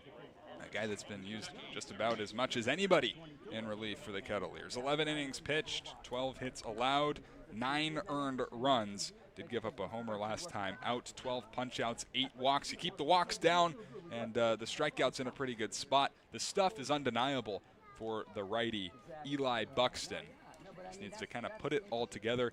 And guys, you get the feeling that sooner or later he's absolutely going to. Definitely see it there, following the footsteps of Luke Smyers, who gave up no walks following a 3-walk outing from Adam McKelvey. McKelvey really coming back and boosting morale later in that game. A rocky start, Luke Smyers coming in second appearance, doing absolute damage. And Eli Buxton now, 6'5", 210, rising junior out of Arizona State. Throws the fastball, cut slider combo, touching 95 mile an hour, so we'll look to see on the velocity tracker if that will be in the area as he deals the third. This pitch to J.P. Peltier is popped up right side. Moran moving over, but it's foul. I think the walks are truly the key for Buxton. His last appearance against Falmouth on the 4th, gave up 2 runs, only gave up 1 hit though. The walks were the issue. He had 3 of them. The outing before that, thought might have been one of his best of the year. He gave up a homer, but struck out 3. He's got some really good stuff. It kind of comes over the top. He's got a 6'5" frame, long arms. Much different look from Luke Smyers, who's, of course, a lefty and kind of throwing from 3/4. That 3/4 arm slot. 3-1 pitch. Nicely painted outer corner for a strike to fill things up. 3-2. Smyers was fantastic. 3 scoreless, 2 hits, 2 Ks, no walks, like you had mentioned, Brooke. Nice bounce back from the 4th of July as well. Yeah, sure was. Big time relief appearance for Smyers. Chopper foul. Knew the stuff was in him. Knew the breaking ball was there, but his 3-pitch mix was working today. Only 6 strikeouts for Kettleers pitching in this ball game, but only 3 walks. All 3 of which were handed out by the starter, Adam McKelvey. Done a nice job limiting free passes. Do have a couple of errors defensively. 3-2 from Buxton is popped up on the infield. Aguayo looks like he's got it with his feet on the dirt. 1 gone. Talk about the pitching, talk about the hitting. How about a fielding performance out of Aiden Aguayo today? He's been sacrificing his body, going left and right, forcing a couple of tight plays here and there, and he's got a lot of 4-3 groundouts to his name. He's also a part of a double play back in the bottom of the, or top of the 6th, excuse me. He's just been relentless at that second base position. So now with nobody on and 1 out, Sean James, the second baseman, rolls the first pitch over foul by the third base back. Well, Harwich trying to stop the bleeding a little bit. A tough 8-0 loss last night against Brewster. Only had 5 hits. 8 hits so far tonight, but just the 3 runs all coming in the first inning. 0-1. Swing and a miss.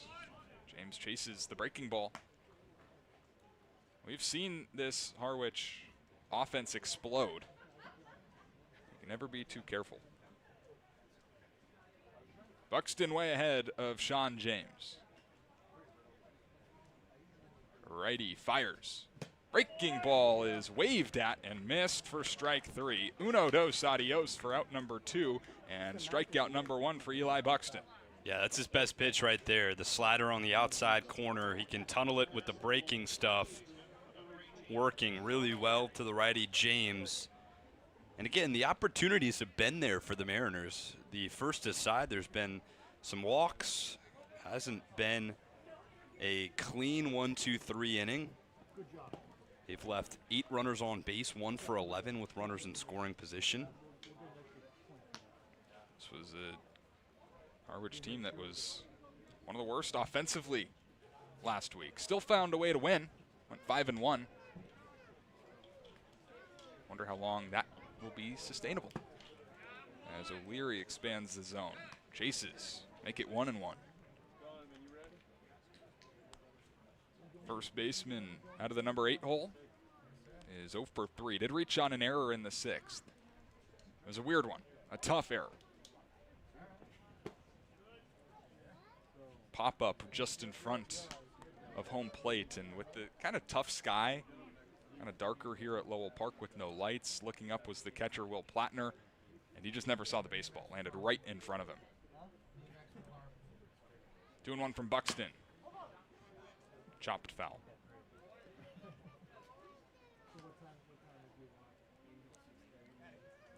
Eli Buxton trying for the second 1-2-3 inning by a Kettleers pitcher tonight. Smyers almost had one in the last frame until Braden Jackson singled with 2 strikes to left field. 2-2 with 2 outs. Buxton fires. Pitch is just a little low, 86 miles an hour. Trying to get him to bite on that cutter, perhaps. Where's the game tomorrow? Orleans tomorrow. What time? Second full count of the inning for Eli Buxton. Fires home. Gets the strikeout on a pitch in the dirt. A 1-2-3 frame for Eli Buxton. He caps it with a couple of Ks. We've played 7.5 at Lowell Park. Harwich running out of time. It's 8-3 Cotuit. Kettleers trying to add on when we come back.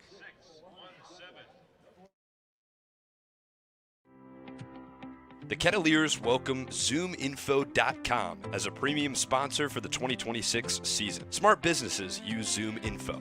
It leverages data to unlock useful insights, and it allows you to know who to reach out to and how to reach them so you can grow your business. Unlock insights, engage customers, and win faster with ZoomInfo. Proudly serving Cape Cod, Plymouth, and the South Shore since 1927, Paul J. Kazalt & Sons are here to solve your roofing, siding, and gutter needs. They also offer window replacement, rotten trim repair, deck resurfacing, and many other exterior improvements. Get in touch with the experts at Kazalt Roofing and Siding by calling 508-428-1177 or head to their website at kazalt.com, spelled CAZEAULT.com.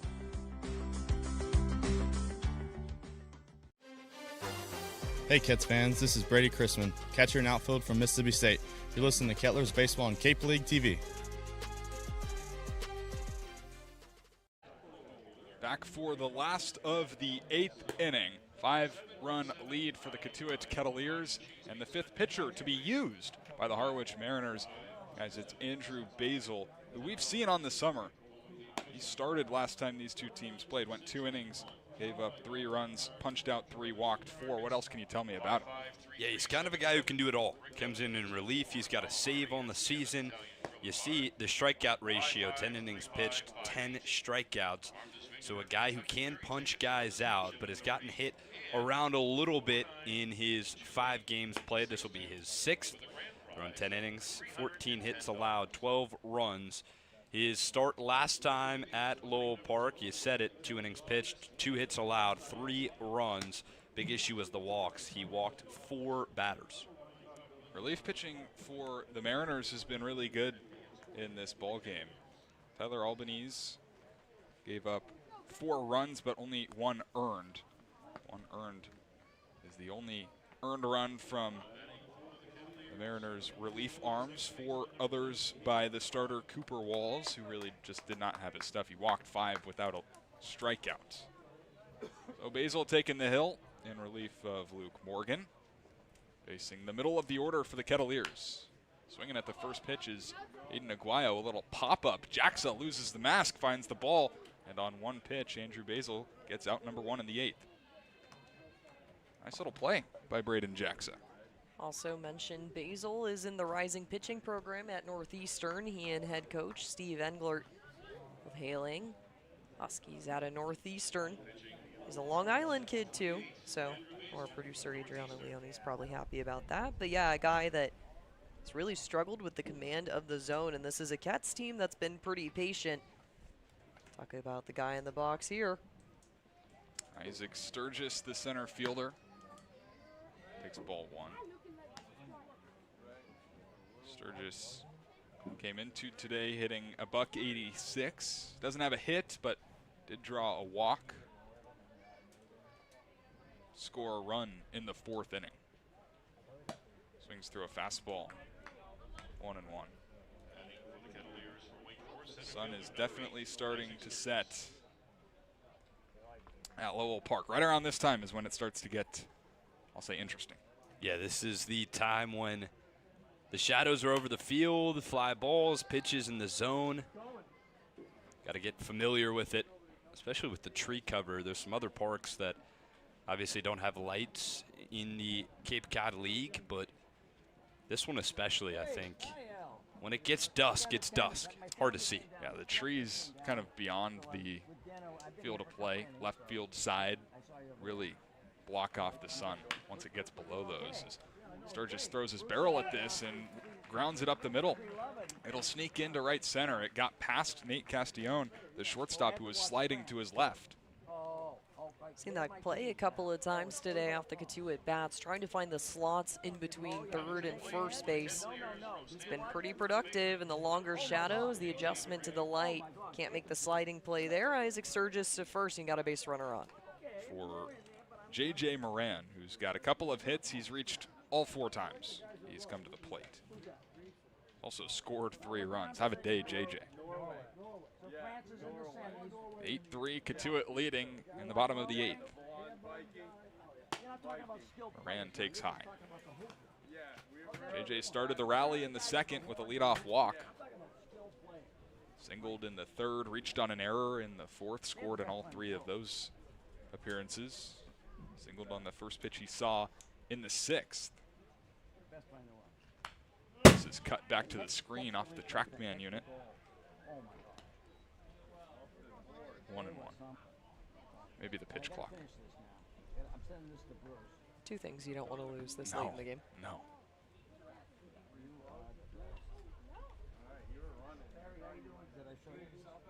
Ball and a strike on one of Cotuit's hottest hitters. Pitch is hit hard through the left side. It's another hit for J.J. Moran, his 3rd of the ball game. Back-to-back games with 2 or more hits and 3 of his last 4 multi-hit games. So he's swinging a hot bat, and there's runners on first and second for Owen Pano. If you combine J.J. Moran and Noah Coy's stats today, 7 for 8, 5 runs, 6 RBIs. That's good enough for a team total on a day. And those 2 guys have carried a lot of this offense today. Stay hot, JJ. J.J. Moran came into the game hitting .255. Right now, hitting in at .294. That batting average has raised about 100 points in the last week. Here's a bouncer towards first. O'Leary will try to win the race to first, and he will. Owen Pano is out number 2, but both runners advance 90 feet.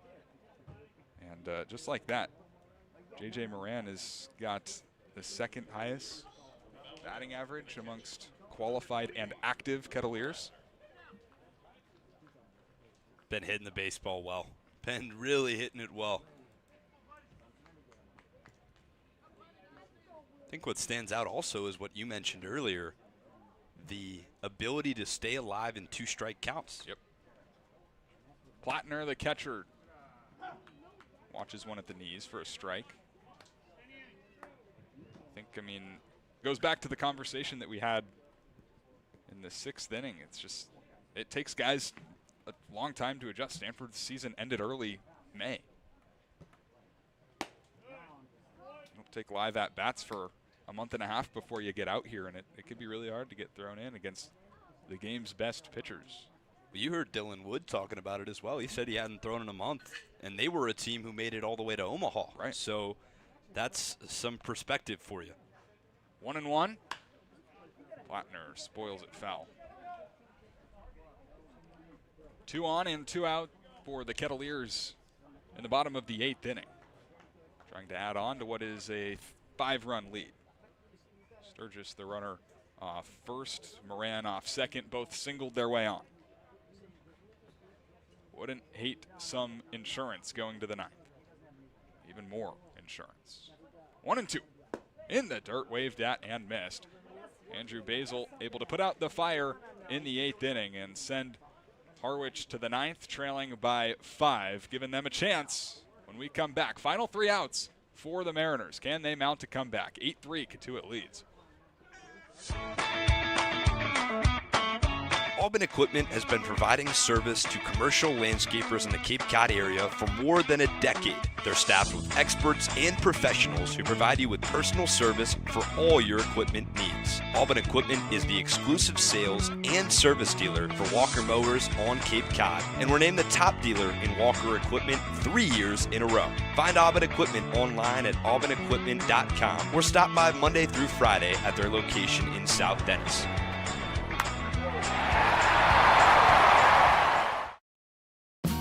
The Kettleers welcome ZoomInfo.com as a premier sponsor for the 2026 season.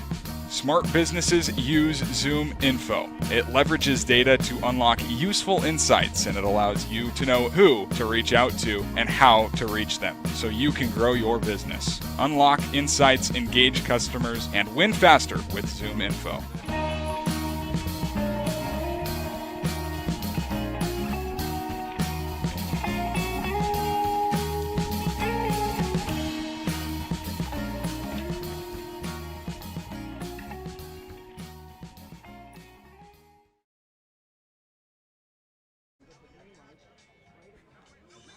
Top of the 9th inning, 5-run lead for the Kettleers. Eli Buxton back to work after a 1-2-3, a couple of Ks in the 8th.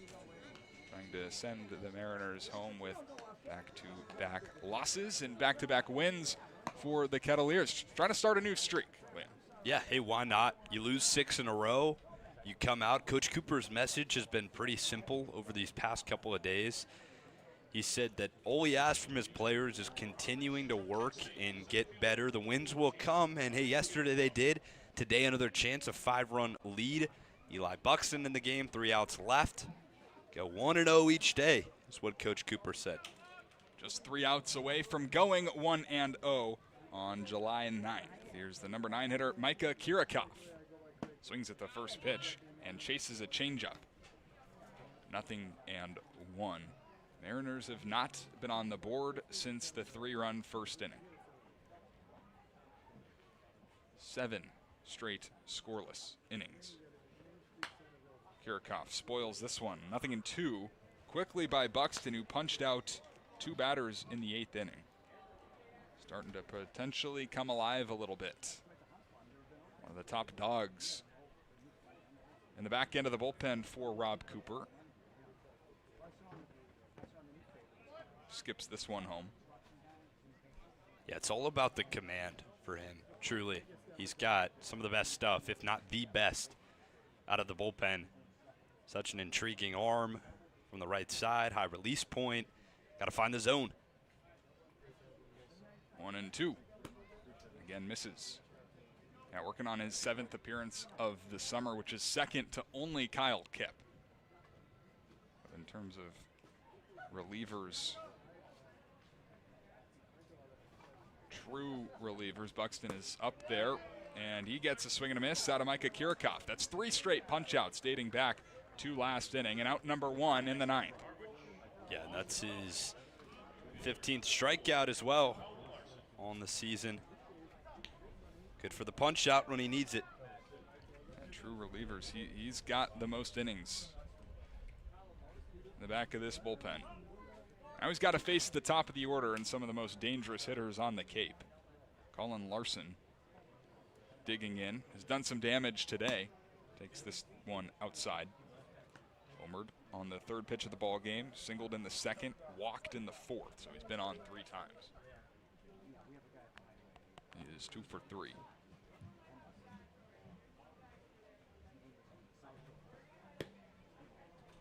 Buxton tried the back door, no avail, 2-0. Kettleers will be on the road tomorrow. Take on Orleans. 3rd time this year. Another ball, it's 3-0. Back to Eldridge Park. Yeah, 2nd time there. It's a pretty ballpark. I liked it. Got the hill. Yep. Spring training pass. Vibe to Exactly. it, for sure. Buxton trying to get back in the zone. He can't. It's a 4-pitch walk to the leadoff hitter, Colin Larson. He is on for the 4th time today. Yeah, That guy is seeing the baseball well. His at-bats kind of remind me of Noah Coy up there. You can just tell when a hitter's clicking, and that's a big thing to say today. Yes, but both have homered, so hey, why not? Just taking pitches outside of the zone, patient at-bats. Brings up Nate Castillon, who's also had a couple of patient at-bats in this ball game. The shortstop from Cal Poly takes, they'll appeal. He did not go, says Kevin Saxton, the first base umpire.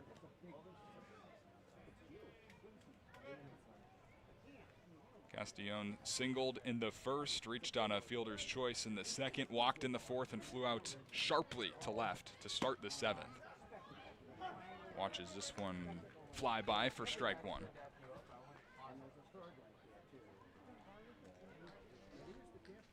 Five pitchers used by Harwich. Buxton, the third, used by Cotuit.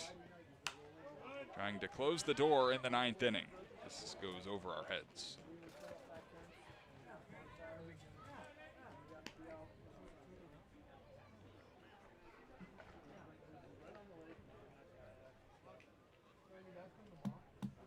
Mariners will be back at home on Friday, take on Hyannis. Saturday as well, taking on Chatham. 1-2. Castillon somehow able to get a piece, threw the bat at it. Castillon only playing in his ninth game, but has only struck out 3 times. He's drawn 4 walks, so tough guy to punch out. Buxton looking for a grounder that could end the game. Another appeal, and again, no go from Castillon. Larson, one of the base stealers on the Cape. He's swiped 12 bags.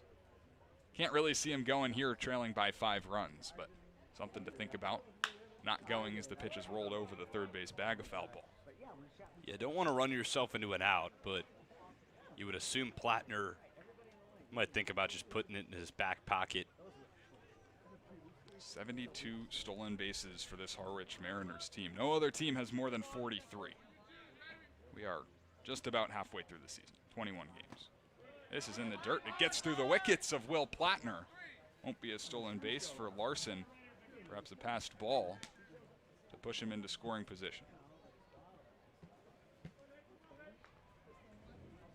Count goes full, 3-2. They rule it a wild pitch. 1 out in the top of the ninth inning. Harwich trailing by 5 and have a runner in scoring position. 3-2 is rolled foul again. Castillon again throwing the bat out there. Just couldn't quite keep it fair. Yeah, get at bat. Looking ahead, if Buxton's able to manage this top of the ninth, get 2 more, only 3 arms thrown today for the Kets pitching staff. That's a solid performance from them. That could be big. With another kind of tough stretch incoming. This is in the dirt. It'll be ball 4. So back-to-back walks after 3 straight strikeouts dating to last inning for Eli Buxton. So what sets up the double play? You're still 1 out away. Good call by Plattner to take a second to cool down his guy. Today was supposed to be an off day for Cotuit, but with the rain on Tuesday, had to push that game to today. And because of that, Cotuit will be playing 5, well, the whole league will be playing 5 games in 5 days. This is day 2 of that stretch. And then 9 games in 10 days, with the off day coming up on Monday. So it's another really tough stretch, coming off of a stretch in which we saw 10 straight days of action. Yeah, hey, that's the nature of the Cape League season, is a lot of ball games in about as few days as possible. But guys are up for it, especially when you're winning. Things are more fun. Ty Smolinski swats this into right field, moving over Landon Beaver. He dives, he makes the catch! Out in right center field, Landon Beaver robs Smolinski of extra bases. Oh my goodness. Did not think off the bat there was a shot of a Kettleers outfielder to catch up to that one. Beaver goes dead, sprint into the right center field gap, lays out. Hey, why not? You're up 8-3. Make a stellar play and get the second out at the top of the ninth. Wow. Talk about helping your pitcher out for out number 2 in the ninth, and Smolinski is robbed. Larson was able to advance to third.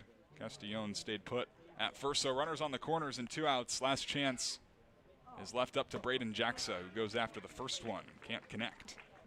0-1. Jacksa's 2 for 4. Also got robbed, but by Isaac Sturgis out in center. Sure did. Those were 2 of the best plays we've seen this year in the outfield. 0-1. 1-1. Jacksa, Oregon. Eli Buxton, Arizona State. 2 programs formerly of the Pac-12. 2 guys that their paths never crossed in the spring collegiate years. 1-1 is rolled over left side. Moving over is Pano. He can't glove it.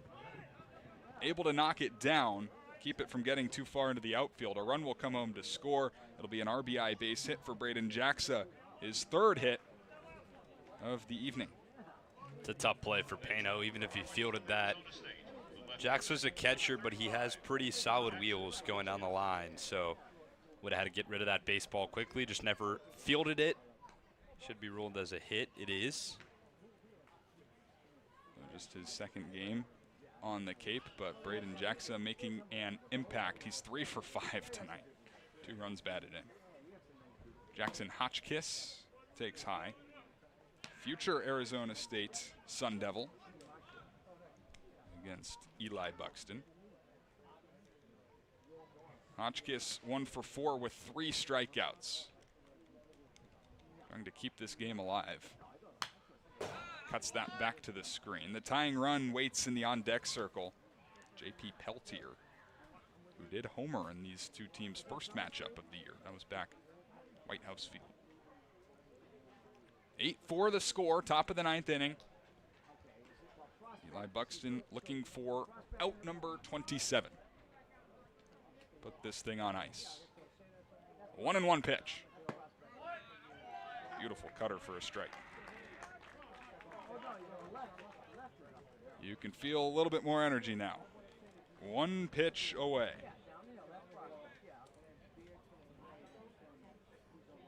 Castellón on second, Jacksa on first. 1 ball, 2 strikes, and 2 outs. Pitch is popped up right side. J.J. Moran moving back and over into foul ground. He reaches up, makes the catch, and the ball game is over. Cotuit knocks off Harwich. 8-4 final. Kettleers, you can start the new win streak. That's 2 in a row. Hey, there you go. Good job getting back in the win column again. Back-to-back following 6 losses. Another complete game. Playing well offensively. Hitting the baseball well. 12 hits on the board. Noah Coy finds the first homer for a Kettleers player at home this season. Only 3 arms used. Buxton closes it out. And a final at Lowell Park. 8-4 the final. And it could have been a very different ball game, right? Adam McKelvey takes the mound in the first inning, gives up 3 runs, 3 extra base hits, but he's able to put that behind him and go to work. After that was scoreless. In total, 4 innings, 6 hits, 3 runs, 3 walks, 4 strikeouts. Had the strikeout stuff working. He was very, very solid. And yeah, on the other end, like you said, Noah Coy out of the number 8 spot with one of the better games by a Cotuit offensive player this year. Final line score for the 2 teams: 8 runs, 12 hits, 2 errors, 4 runs, 9 hits, 1 error for Harwich. And standing alongside Brooke Killgore right now is none other than Noah Coy.